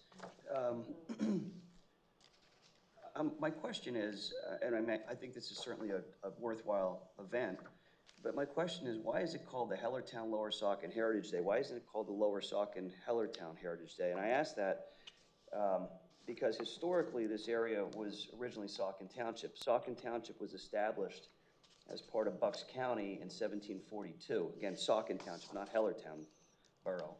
1750, the population was 350 people. Saucon Township then became a part of Northampton County in 1752. And Saucon Township was divided into upper and lower Saucon Townships. So again, that goes back to our relationship to Upper Saucon Township, historically, all the way back to 1753.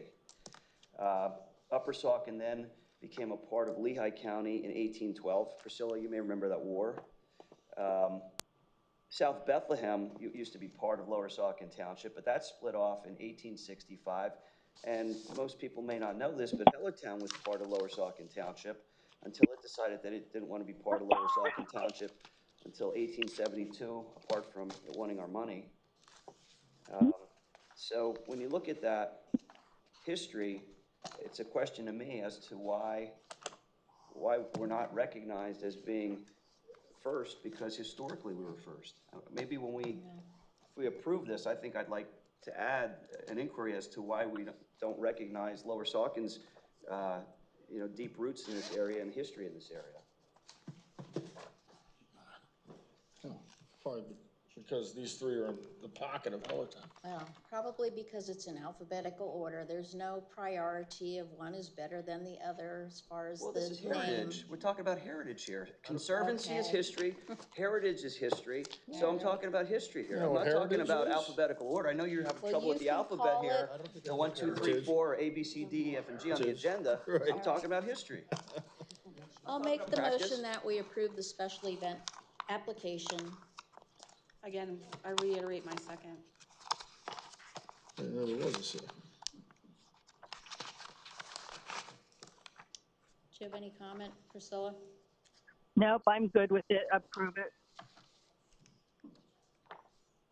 All right, do we have public comment?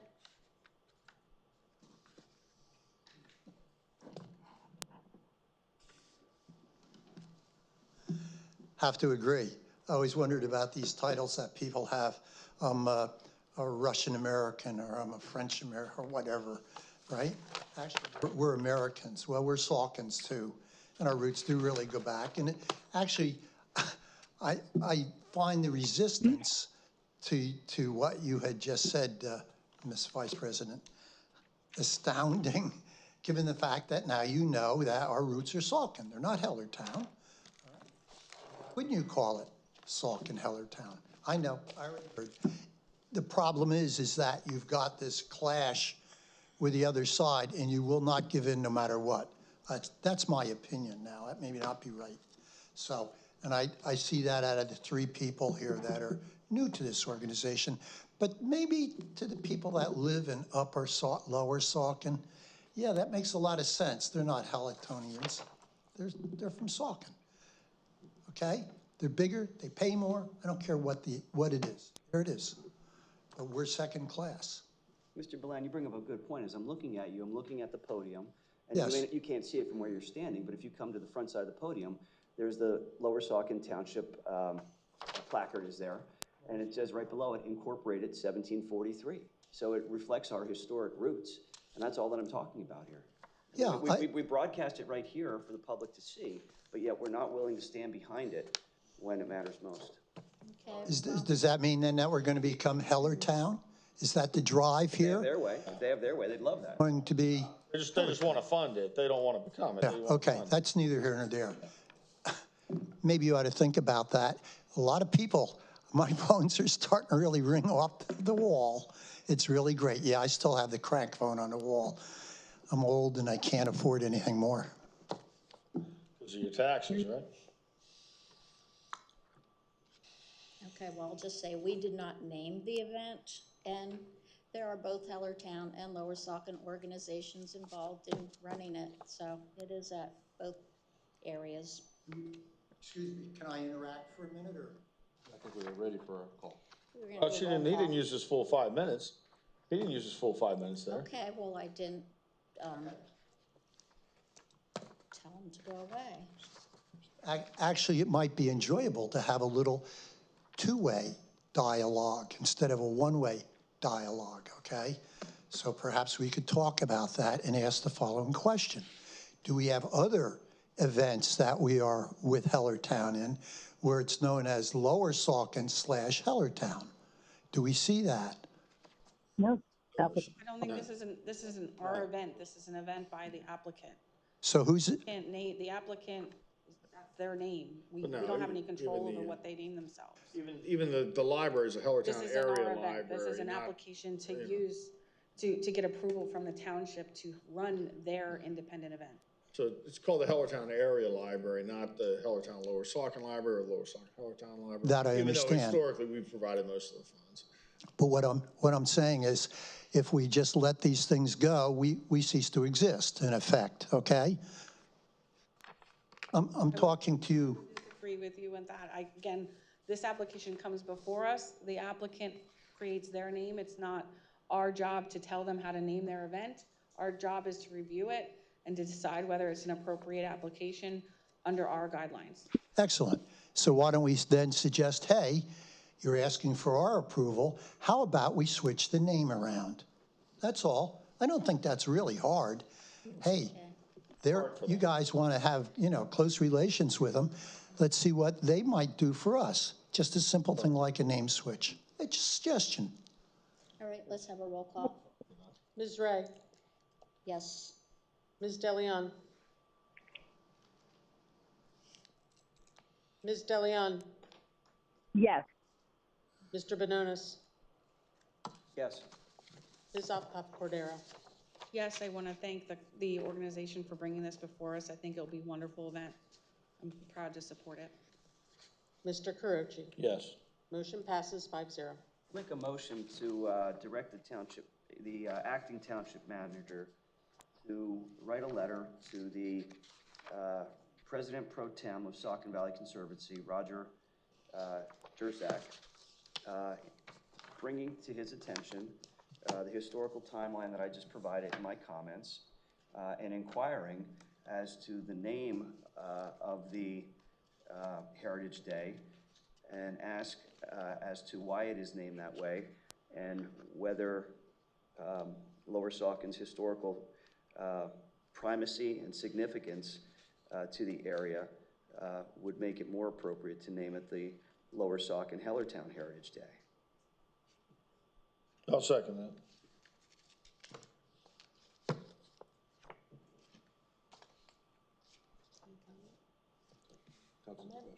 Is that a comment? I think it is a think motion. that's a It was a waste of motion I time. made. It's not the Conservancy's event itself. There's 3 organizations involved.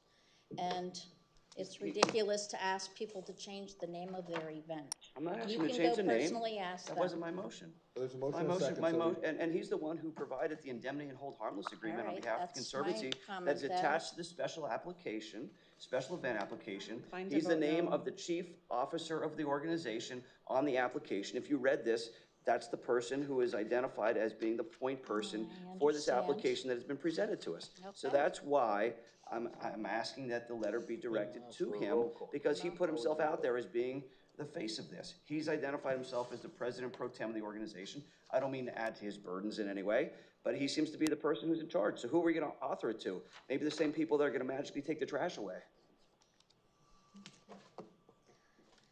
Let's do a roll call.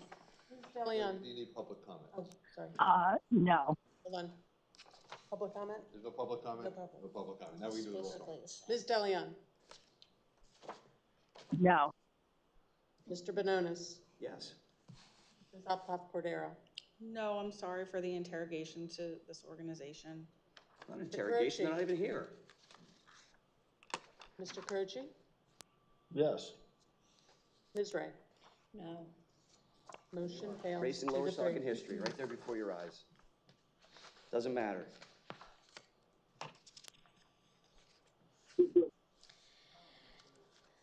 So the next item was There's bringing a gentleman back. out there who's muttering in the audience. Can you please get him to quiet down? I can't hear you. The next item is the miscellaneous business Do it item, again, I which can't is hear the you. I can't hear approval you. Can you of the get March control of the room? 6th council meeting minutes. The March 6, 2024 council meeting minutes were previously tabled. They're ready for council's review and approval. Page 31, lines 11 through 29 have been reviewed and are attached. They showed the corrections, so motion to approve the March 6, 2024 council minutes with the corrections that we have. I'll make a motion. I made the motion. I'll second it. Yeah, I'd like to point out that we were right. There should be a question mark there. And for people who were saying, there's quite a few changes. There's 1, 2, 3, 4, 5, 6, 7, 8, 9, 10, 11, 12, about 14 or 15 words added. And 1, 2, 3, 4 removed or 3 removed, 4 removed. So I think people were like, well, the transcript's the transcript, and what do you do? It was obviously inaccurate, and that's why we made a motion to table at last meeting, which some people took objection to. But I think it's important to get minutes right, and I know Diane does her best, but it's tough with Ms. Optoff interrupting all the time and talking over people, but she does a great job. And in spite of the rudeness. Thanks for having these redone. And I'll vote yes. But I don't know if we're voting yet. I think you have I'd like to comment on that. First, I'd like to thank Tom for, pointing out the discrepancies here. Clearly there are discrepancies.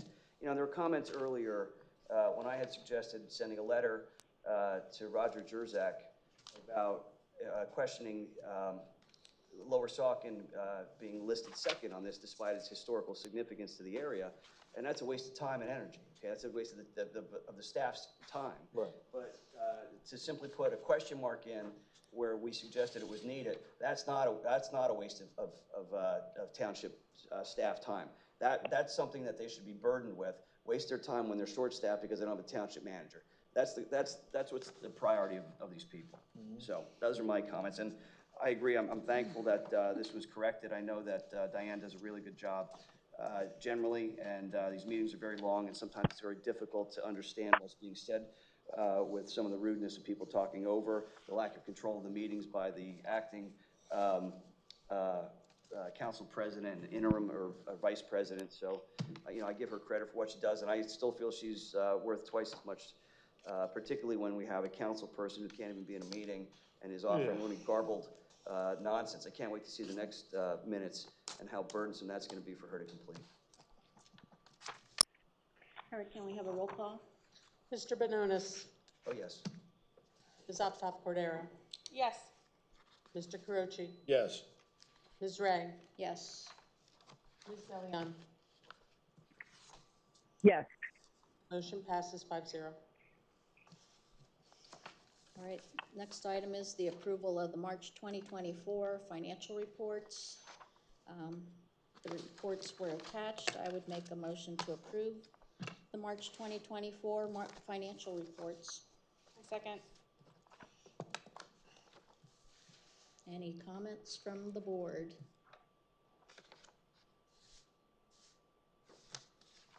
No comments. Okay, anybody in the audience with comment? Okay, we'll do a roll call. Ms. Optoff Cordero. Yes. Mr. Caroci. Yes. Ms. Ray. Yes. Ms. Deleon. Yes. Mr. Benonis. No. Motion passes 4-1.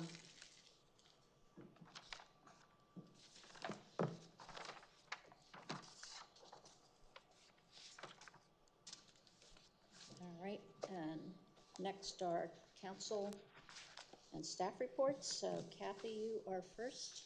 Yes, I do have a few things.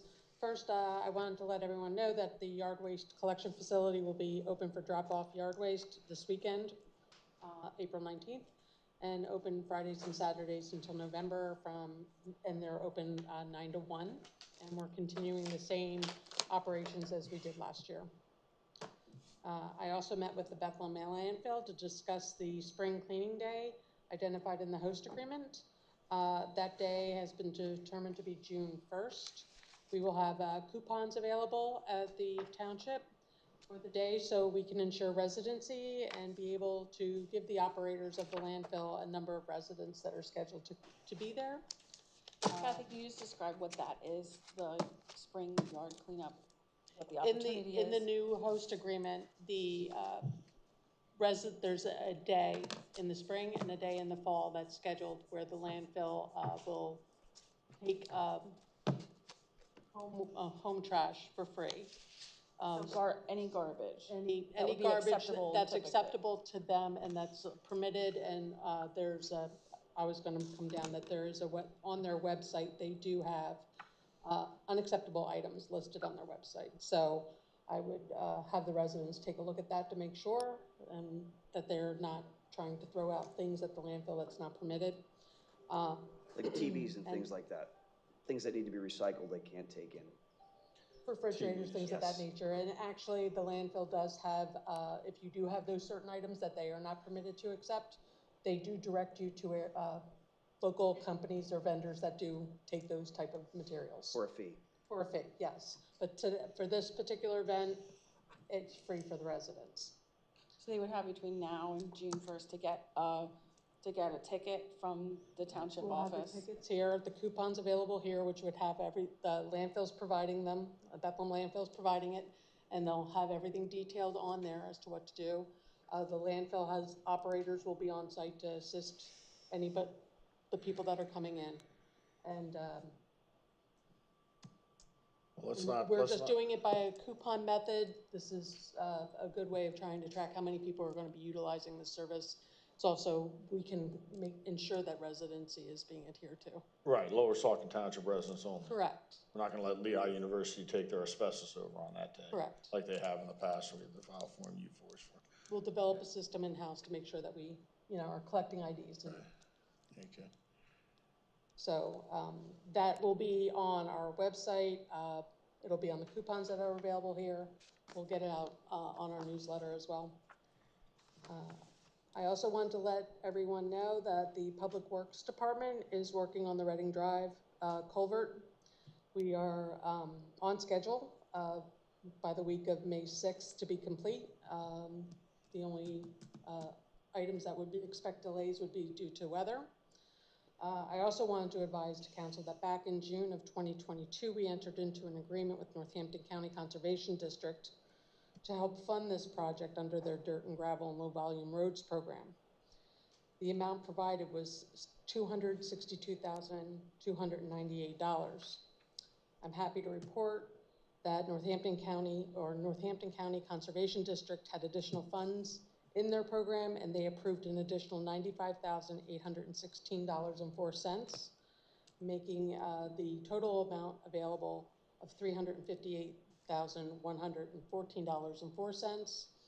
That's additional money that's coming to us from Northampton County Conservation District. Wonderful. Our Public Works Department is performing or doing the work and using municipal vehicles. That's our in-kind contribution, which is required of the grant.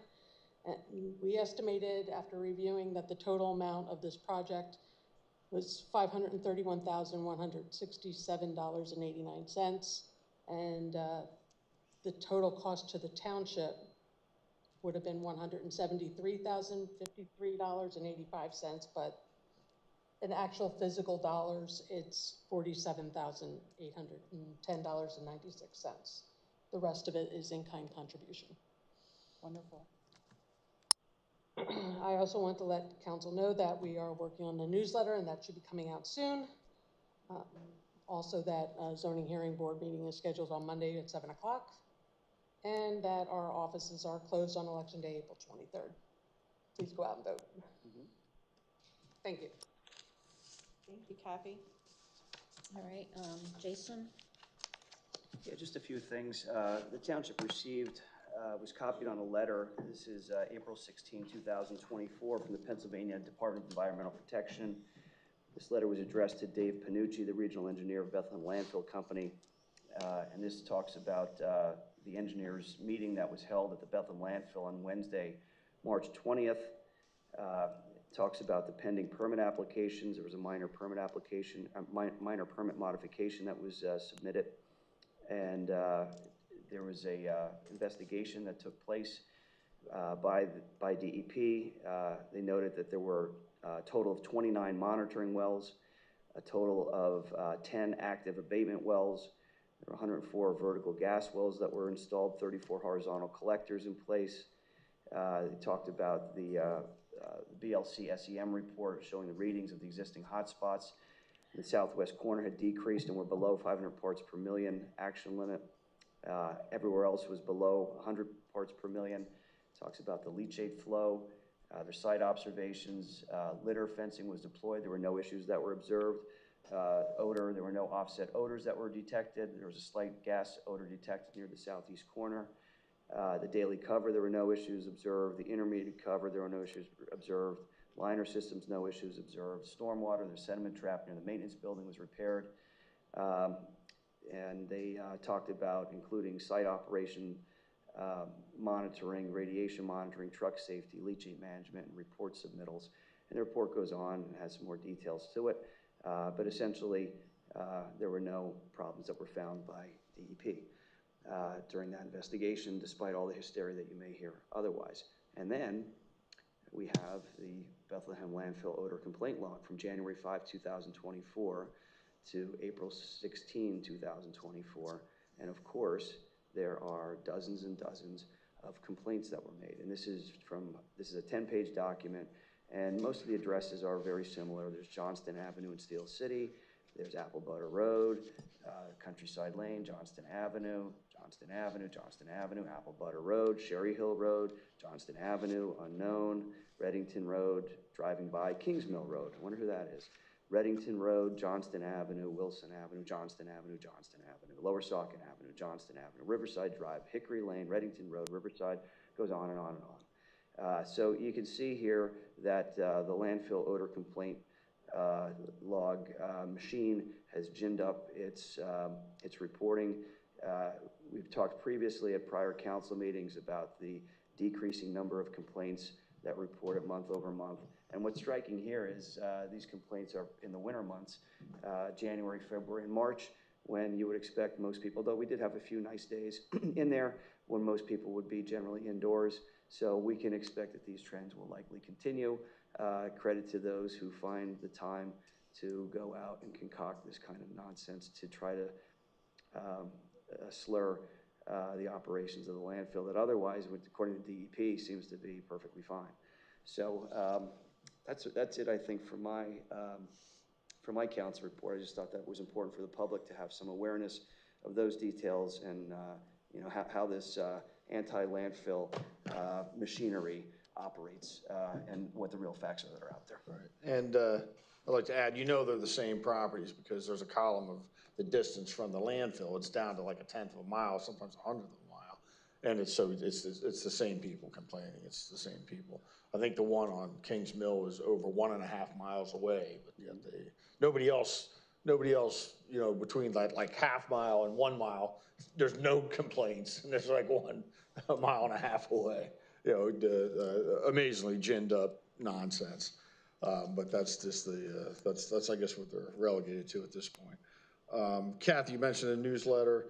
You usually get an email asking council members if they have any suggestions for articles for the newsletter. Were you told not to send that out? Actually, this newsletter has been worked on for quite some time. Right. I don't know if an email went out to, I'll have to research it and get back to you. Have you been given direction by anybody in the council? No. As to any content in the email, or the newsletter? Okay. I received an email asking for content. I didn't. Well, you see, you keep us off emails. I mean, you know. I received one. I didn't say I wrote one. I said I received one. No, but I'm sorry. Right. From the township. Right. And the president, Ms. De Leon, probably told us to keep us off. Probably told us to keep Jason off. Jason didn't think got one either. So that's what we mean. I guess they just have to continue with the right to notice so we can get information that we should be able to get just by asking for it. But okay, apparently not. Not with the cover up here and the I can look into that. So. And get back All to right, you. I'll make a motion to adjourn the meeting. No, we're not making a Motion motion to adjourned. adjourn the meeting. All in favor? The meeting is not adjourning. I tried. So I'm gold rush. Priscilla, do you have a council report? I have nothing for a report. Okay. Victoria? Thank you. Just a couple things. First, I want to highlight our Saucon Rail Trail. If you all didn't know, the rail trail had been working hard on getting special signs created that would highlight the historical history of the rail in the different sections of the Saucon Rail Trail, and those signs are now complete. And so I think the township is in the process of working with the Saucon Rail Trail in getting the Biggin Road sign installed, which will be wonderful. I think it will add to the rail trail. I know a lot of people use it, so I wanted to make sure everybody look out for that sign when it comes up. The other signs will also go in. So I think it's going to be great when it happens. I also wanted to report that I had the opportunity to attend PSAT's conference. The conference is sponsored by the Pennsylvania State Association of Township Supervisors. That also applies to council people, and it's a statewide event where councils and supervisors from all over the state come to Hershey to learn about different matters involving townships, zoning, planning, parks and rec, EAC. Also, you get the opportunity to hear from state representatives on legislative updates, fire services also. There are two and a half days of classes that you can partake in, that everybody gets the opportunity to partake in, but then there's also a lot of networking. I had the opportunity to meet with our neighboring township, Williams Township supervisors, and that was wonderful, as well as Hanover Township as far as networking goes, as well as state representatives, classes that were very informative on various topics. One thing I thought was very insightful related to fire services was the idea that right now in the state budget, there is a proposal to increase the amount of grant funding available to volunteer fire companies to receive funding for their various apparatus and things. Typically, the amount that the state considers is $30 million, and the proposed budget is an increase to $60 million. So it would double the amount available to fire services like ours to receive state grant funding. So I would encourage everybody to contact their representatives, state representatives, to encourage that they support the budget as proposed to help our fire services specifically. In addition, I think my questioning tonight to the fire company was very enlightening about how much time that they spend to support us, not only to get trained and actually respond to fires, but also the amount of time it takes for them to create their reports and do things. And something that I became aware of, especially at PSATs, is the idea that we can have a paid fire chief in our township that would help support and offset the amount of man hours that our fire company is spending to do these reports and other administrative tasks, so that our fire company isn't so burdened, and that they would have the opportunity to spend their time volunteering for the township, but also spending time with their families and work time so they're not burnt out. I'm sure many of you heard about how much time it took for the fire company to get trained and to respond to fires, but they also have all this administrative time. It's a tremendous amount of volunteer time, and I want to encourage our volunteers to remain volunteers and to continue serving our township. I think it would be appropriate for the township to look into seeing about us providing a paid fire chief for our township, so that we can encourage and promote our volunteerism and enhance the services to our township moving forward. So I was hopeful that the township can look into seeing what we can do about a paid fire chief, if we can. And that is my report. Thank you. How would one paid fire chief promote volunteerism? I don't understand. All right, and Sense or logical for sense. my report,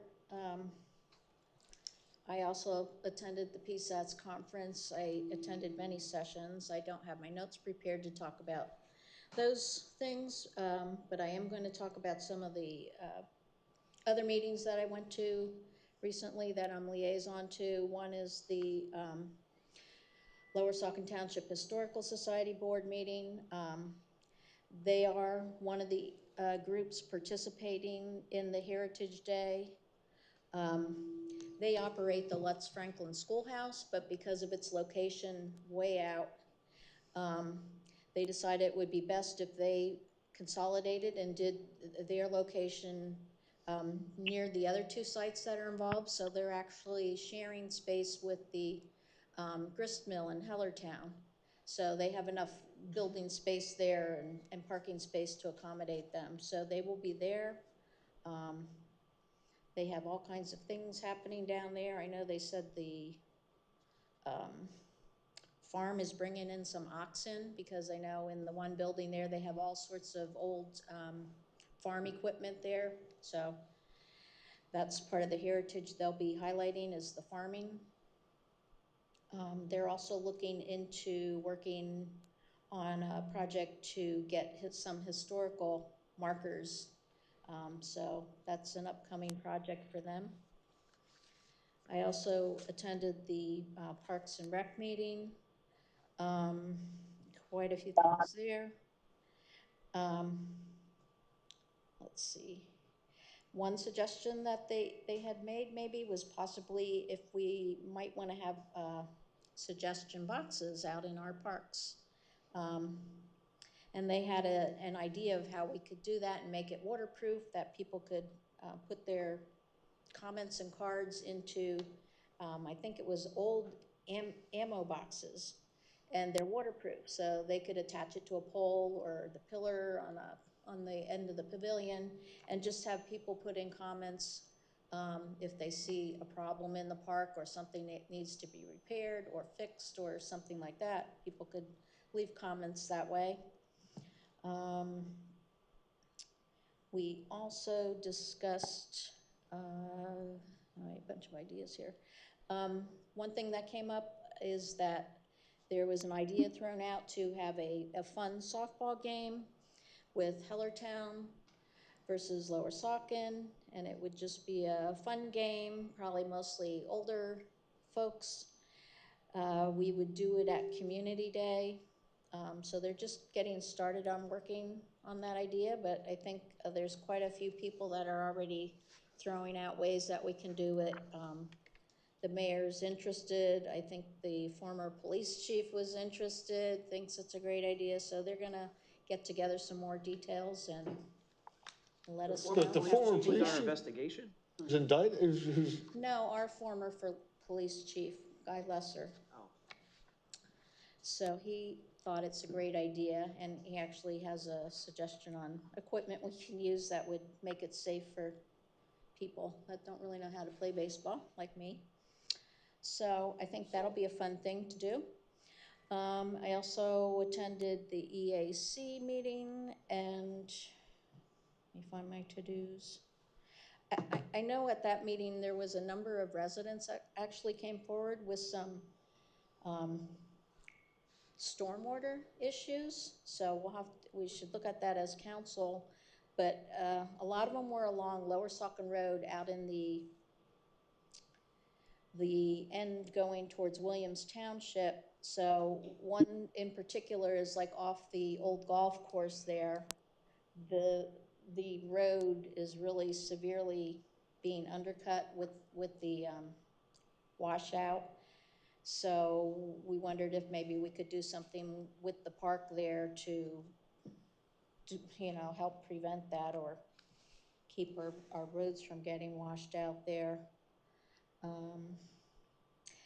There was also some interest in possibly looking to see if we could expand our Adopt a Road program more. Seems like the roads that we have are always adopted out, so if we have more residents interested in adopting a road, we wanted to see if that would be possible to do. And we also we Want to reestablish the Open Space Committee. We did select members, so I guess we can put that on for our next agenda to discuss that. And I think that was all from that. That's all I had, thank you. Do we have a solicitor report? Well, Brian left, so we don't have an engineer report. Somehow he sneaks out. All right, do we have public comment on non-agenda items?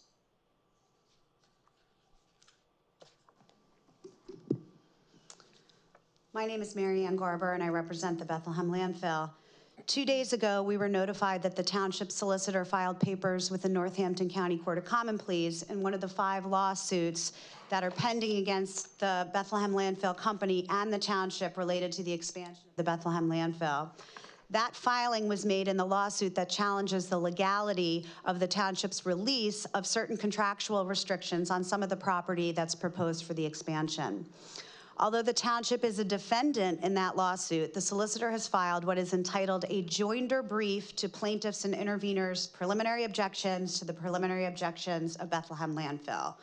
This essentially means that the township has jumped to the other side of the V in this litigation, joining with the plaintiffs in the legal arguments being made by individual resident objectors like the Petries, St. Luke's, Bethlehem Township, and the D&L Heritage Corridor to undo the prior council's release of the contractual provisions and restrictions contained in 1994 documents. We know that it's council's plan to reverse the prior council's position in this lawsuit and the 4 other lawsuits and join with the opponents in their challenges to stop the expansion. We know this because Ms. Optoff and Ms. Ray have said that in writing in documents that we discovered as a result to right-to-know requests. Monday's court filing is the first public step that's been taken by the new council majority to accomplish that goal. However, remarkably, this decision to direct the solicitor to make this filing and essentially change legal positions was not made or even announced as a public meeting. Presumably, although I don't know this to be the case, a majority of council directed the solicitor to file those papers to join in with the opponents during the executive session that preceded the April 3rd council meeting. That did not happen. That did not happen. Which is an issue because if the solicitor made the filing without direction from council given at the executive session, that in and of itself would be a violation of the home rule charter. It is, it would be. I agree. And with respect to items discussed in executive session, although litigation strategy can be discussed during such a session, any official action that's resulting from such discussions must be voted on at a public meeting, which it was not. The township's decision to fundamentally change their position in the litigation and direct their solicitor to file papers accordingly is an official action under the Sunshine Act that was required to be voted on at a public meeting. The township's failure to do so is a clear violation of the Sunshine Act. I would like the record to reflect Bethlehem Landfill's objection to that action. Had the decision to change course in the litigation been appropriately voted on at a public meeting on behalf of Bethlehem Landfill, I would have objected to the propriety of Ms. Optoff Cordero's participating in that vote because of her clear conflict of interest in the matter and would have demanded that she recuse herself. Here are just some of the facts evidencing her conflict of interest. Her parents, Lawrence and Margaret Optoff, have claimed under oath that a proposed landfill expansion will decrease the value of their property. Ms. Optoff has publicly taken the position that proximity to landfills has a negative impact on property values. Her parents were parties to 3 separate lawsuits to stop the expansion of the landfill, one of which is still pending. Ms. Optoff, who is a lawyer, worked directly with the attorney retained by her parents, Mr. Gary Astak, to fight the expansion. Upon information and belief, Ms. Optoff did substantive legal work in those cases, including legal research and fact gathering. She worked with Attorney Astak to develop legal strategy. She assisted with the retention of experts. She acted as a liaison between her parents and the other individual opponents and Mr. Astak. She sat at council table with Mr. Astak during numerous proceedings. In fact, the court reporter in the conditional use hearings listed her, as well as Mr. Astak, as counsel of record for the opponents. She was the founder and the spokesperson and media contact for Citizens for Responsible Development, a grassroots landfill opposition group whose tagline on their website is "Fighting LST Landfill Expansion." And she has raised funds to fight the expansion, including for the payment of legal fees and expert fees in the various pieces of litigation, both currently pending and in the past. Public officials are prohibited from using their authority for the private pecuniary benefit of any member of their immediate family, which Ms. Cordero knows because she recused herself from an issue that involved a development in which her sister lives just a few weeks ago. The use of the authority of that office is not limited merely to voting, but it also extends to any use of authority of office, including but not limited to discussing, conferring with others, and lobbying for a particular result. It is well settled that a municipal officer must disqualify herself from any proceeding in which she has or an immediate family member has a personal pecuniary interest that is immediate and direct. Ms. Optoff has taken and continues to take countless actions to stop the expansion, which she believes, based on her statements about the impact a landfill has on property values, will financially impact her parents. On this basis alone, she should recuse herself from participating in any decisions regarding the expansion of the Bethlehem landfill. It is also well settled that in quasi-judicial proceedings, a public official must recuse herself if there is even an appearance of bias, prejudice, any potential for non-objectivity. Ms. Optoff's cumulative actions over the last 17 months clearly demonstrate her bias in this regard. The public's interest in the continuation of landfill operations that result in 1/3 of the township's revenue source must not be jeopardized by the acts of Ms. Optoff Cordera, who has a direct pecuniary, personal, and private interest in stopping the landfill from expanding. She cannot be allowed to make decisions about litigation against the township and the landfill in which she directly and actively participated in as a lawyer and as the daughter of parties to such litigation. She should not be permitted to vote on any actions related to the expansion of the landfill because it will directly affect her parents and therefore her pecuniarily, and she has exhibited a predisposition and has taken cumulative public actions demonstrating her bias against the landfill. Therefore, on behalf of BLC, Bethlehem Landfill Company, I am demanding that she recuse herself from participating in and voting on any actions related to the expansion of the Bethlehem landfill, including but not limited to decisions regarding the pending litigation against Lower Saucon Township and the Bethlehem Landfill Company. Thank you. Now, I'd also like, there was an executive session. There was no vote in the executive session for that. And I was there, Jason was there. Kathy, we brought into the room, even though our solicitor tried to keep her out of the room for this particular purpose, I believe. We insisted that she be there, and he finally relented. So you have some witnesses. I'll concur with what Tom said. This is shocking and stunning, and the reason why I'm sitting out here at the table and looking back is I want to see the looks on these despicable people that have undertaken these activities in ethical violations. I mean, as an attorney, you should know better. You should know better. You wouldn't even tell us who you're negotiating with. You undertook filing a joinder brief without any authority from this council. It was never discussed, not one time. You filed it, and you didn't even serve a copy of it on council. Explain that. I hope that the landfill reports both of you to the disciplinary board and that you get what is deserving of you. The township taxpayers and residents deserve much more than this. To act this way, to act in secret, to do these kinds of things, I won't even sit on that council with you. I will not lower myself to a low ethic that you people have. Unbelievable. And you think you can just do these things? You can just do them without any consequence? Because you sit there, because you've been elected, and because you've been appointed an interim solicitor? You people have no ethic whatsoever. You are deplorable. You should resign. And I'm going to make a motion right now that we fire Steve Gutsuzian as the interim township solicitor. To undertake actions like this without direction, on top of everything else that has happened in the 2 months since you've been the interim solicitor, beyond the pale. It is truly beyond the pale. I'll second that motion.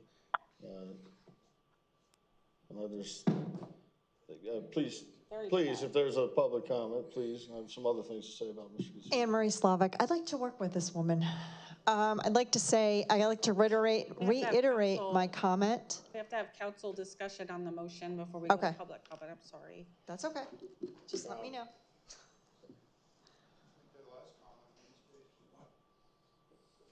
All right, do you want to go first, or?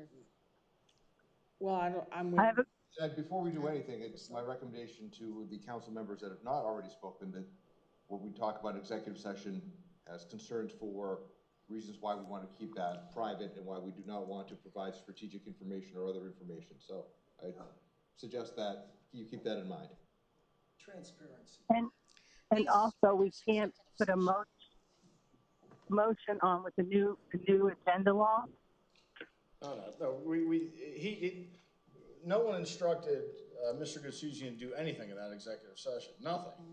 And he did, and that's the problem. You should have come out, if we're gonna do something, you should have come out and announced what we're gonna do and vote on it publicly. Because that was decided what to do. And that's why you said it's a Sunshine Act violation, or a rule charter violation. And the taxpayers will pay. Oh, yeah. They will pay for this malfeasance, Right. and they should be outraged. Yeah.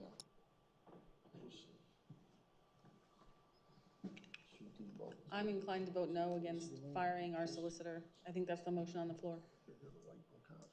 I didn't think we could do a motion. Maybe we not being can. on the agenda, I'm not sure. Sure we can. I don't think we can. No, it's not. Yeah, you're not really supposed to. All right, I want on the next agenda, firing and or acceptance of resignation of Steve Gutsuzian as interim solicitor. You're amending your, I'll withdraw my motion. I want it on the next agenda. Tom, I withdrew my motion. On the next agenda is going to be an item. $3. Which will be firing and or accepting the resignation of Steve Gutsuzian as interim solicitor. Yeah, I'll second that. And I also want reimbursement. Also to include the discussion of reimbursement for any amounts that have been billed to the township for him undertaking activities that were not approved by this council. I'll second all that. That's again another motion. It's not a motion. Yeah, it's it wasn't a instruction. We have to motion, do but this. If you Tom's were making a listening earlier, we second. don't have to do this. I seconded Jason's motion. There's no motion. He's not making a motion. No. I'm not making a motion because we discussed earlier to put things on the agenda. We're not going to be making motions, so I'm just asking for it to be put on the agenda. Yeah. drawing your second. There's nothing to second. What do I need? You don't need to second it, it's I gonna don't be need on a the second. agenda. It's just going to be on the agenda because I requested it to be on the agenda. You would You like said, I didn't know if you needed a second. All right. No, I appreciate that, though.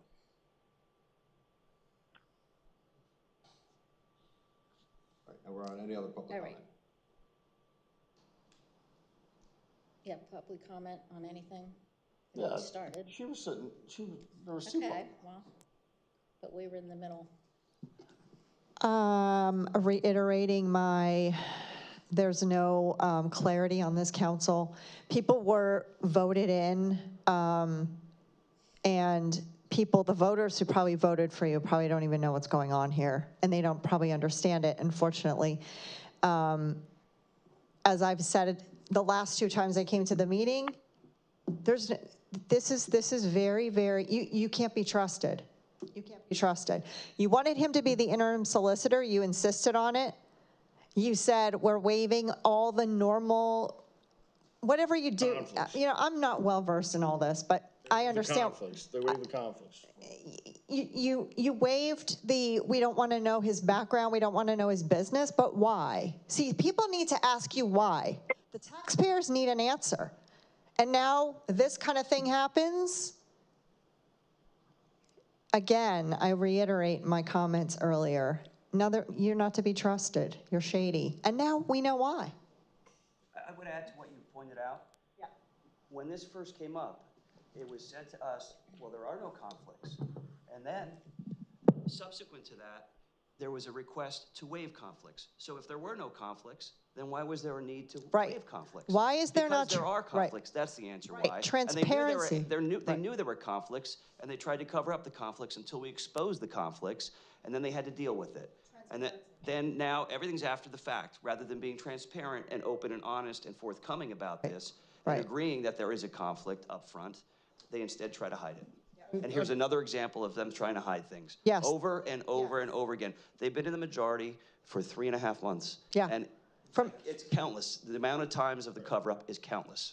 From now on, anything that you propose or anything you fight against, which is why I say you're always fighting against everything, and you're complaining, and the audience complains about Tom and Jason constantly questioning everything, and you want to just shut it up.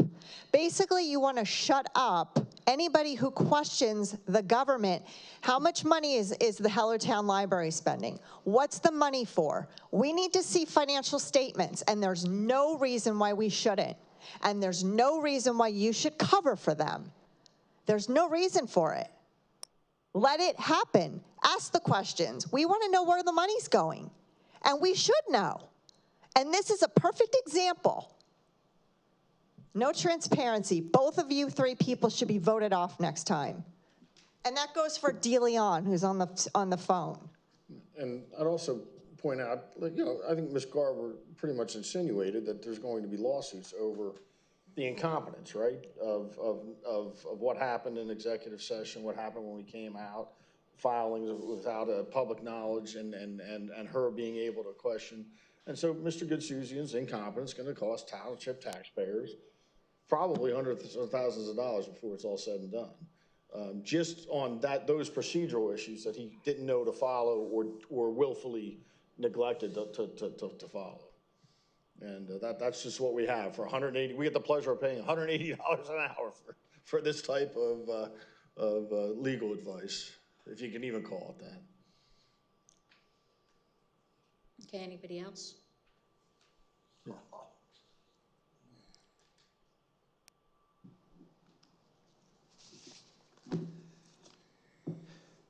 Yeah, absolutely floored. Although I must say, while I was looking at the Lower Saucon Fire and Rescue documents here, I had mentioned that they have what is called the Gold Seal, and that's part of their reporting process, and they are outstanding. Their financials, there's at least, 8, 10, 12 pages of financials from the fire and rescue, right here, right open to the public, right? And it's funny because I just thought, wow, they're so open and it's all here. Maybe they're errors, maybe they're whatever, but it's here, you can challenge it. So then this was today, yeah, I know, another day out of my life gone, looking at I don't trust the council. At least I don't trust certain people on the council.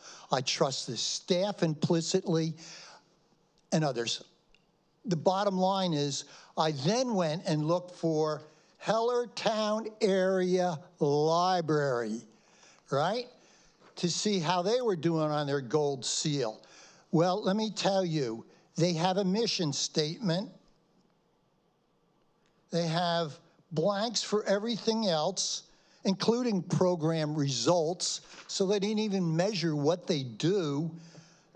The financials, here it is on the last page, and it's easy, you guys can look it up on the web. Yeah, you gotta unlock the financial insights, you gotta pay for that if they even have them. And my understanding is there are a couple of lawsuits, and I've endlessly talked about Judge Daly's ruling about this, but some clowns on this council just absolutely blow it away, smile at you, and keep going on. Well, guess what? In terms of the landfill, which you guys like to euphemistically call it a dump, you talk about the smells, and yet you do nothing about the Bethlehem sewage facility. Then I hear we've got all this water run out that's running the roads and all. Well, every time that happens, guess what? Raw sewage into the river. Has anybody on this council ever said, maybe it's that? I guess they don't have noses because you drive by that place and it stinks to high heaven, but everybody else seems to smell, yeah, I can really tell it's coming from the dump. Baloney. And these two guys ask the tough questions and you get mad at them. And Ms.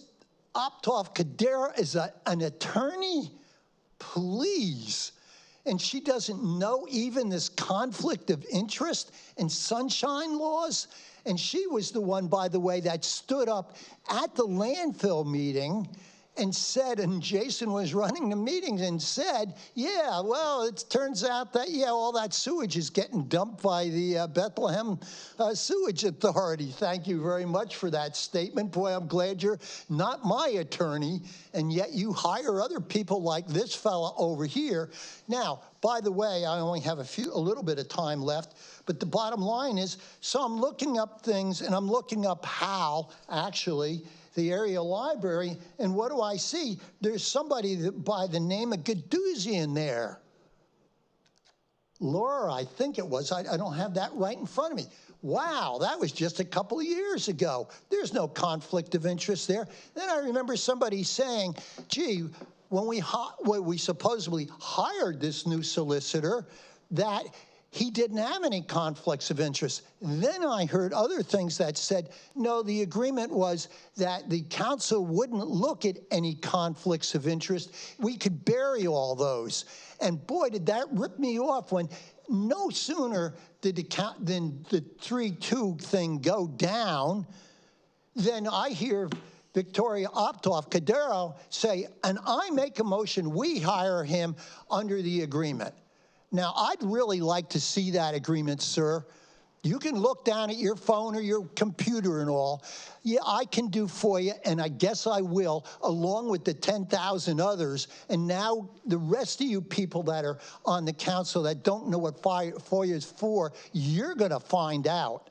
And the council is going to get sued. And we, the taxpayer, are going to pay for it all. And I don't see all the nattering nabobs of negativity, to use an old phrase, in the audience. And I don't see a lot of press here. The Morning Call and all the others that just love to throw other things around. They better get their teeth and their hands around this one. It's real. Thank you. It's rotten. It's rotten. That's for sure. You can adjourn. Yeah. Now we have another public comment. Motion to adjourn.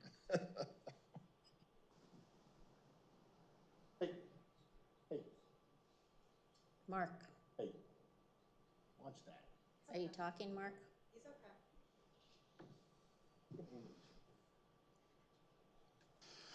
First thing I'm going to say is the way I take Mr. Bananas' comment when he walked away from his chair up there is that he just resigned from council. So somebody needs to look into that. Don't talk, I'm talking, shut up.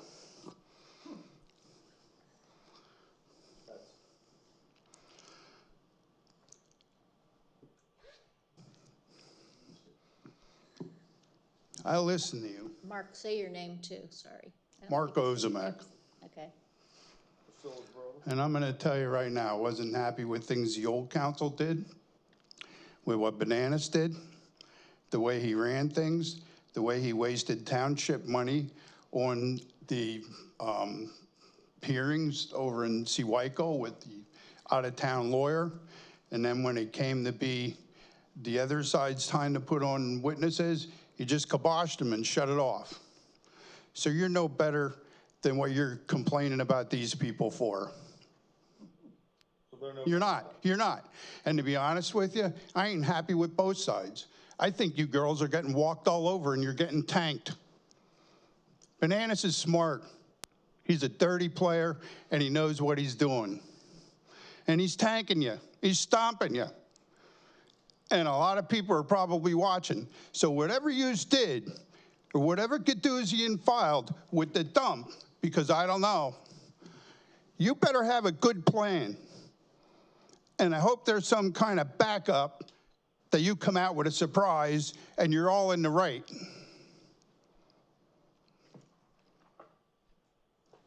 Because as far as I'm concerned, the entire thing is looking like it all needs to be changed completely. Everybody. In whole. I'm not the only one who thinks this feels this way. So you're aware of it. I don't get any credit, Jason, just you. My feelings are hurt. Anybody My else? feelings are hurt. I'm not talking. All I right. mean, I put up a good fight, Jay. Time is 10:28. Just not appreciated. Make the motion to adjourn. Just not appreciated. I'll second it. Roll call. Mr. Carucci? I was having too much fun. No. Ms. Ray? Yes. Ms. DeLeon? Yes. Mr. Benonis? No. Ms. Optoff Cordero? Yes. Motion passes 3-2. You keep away from me. Get him.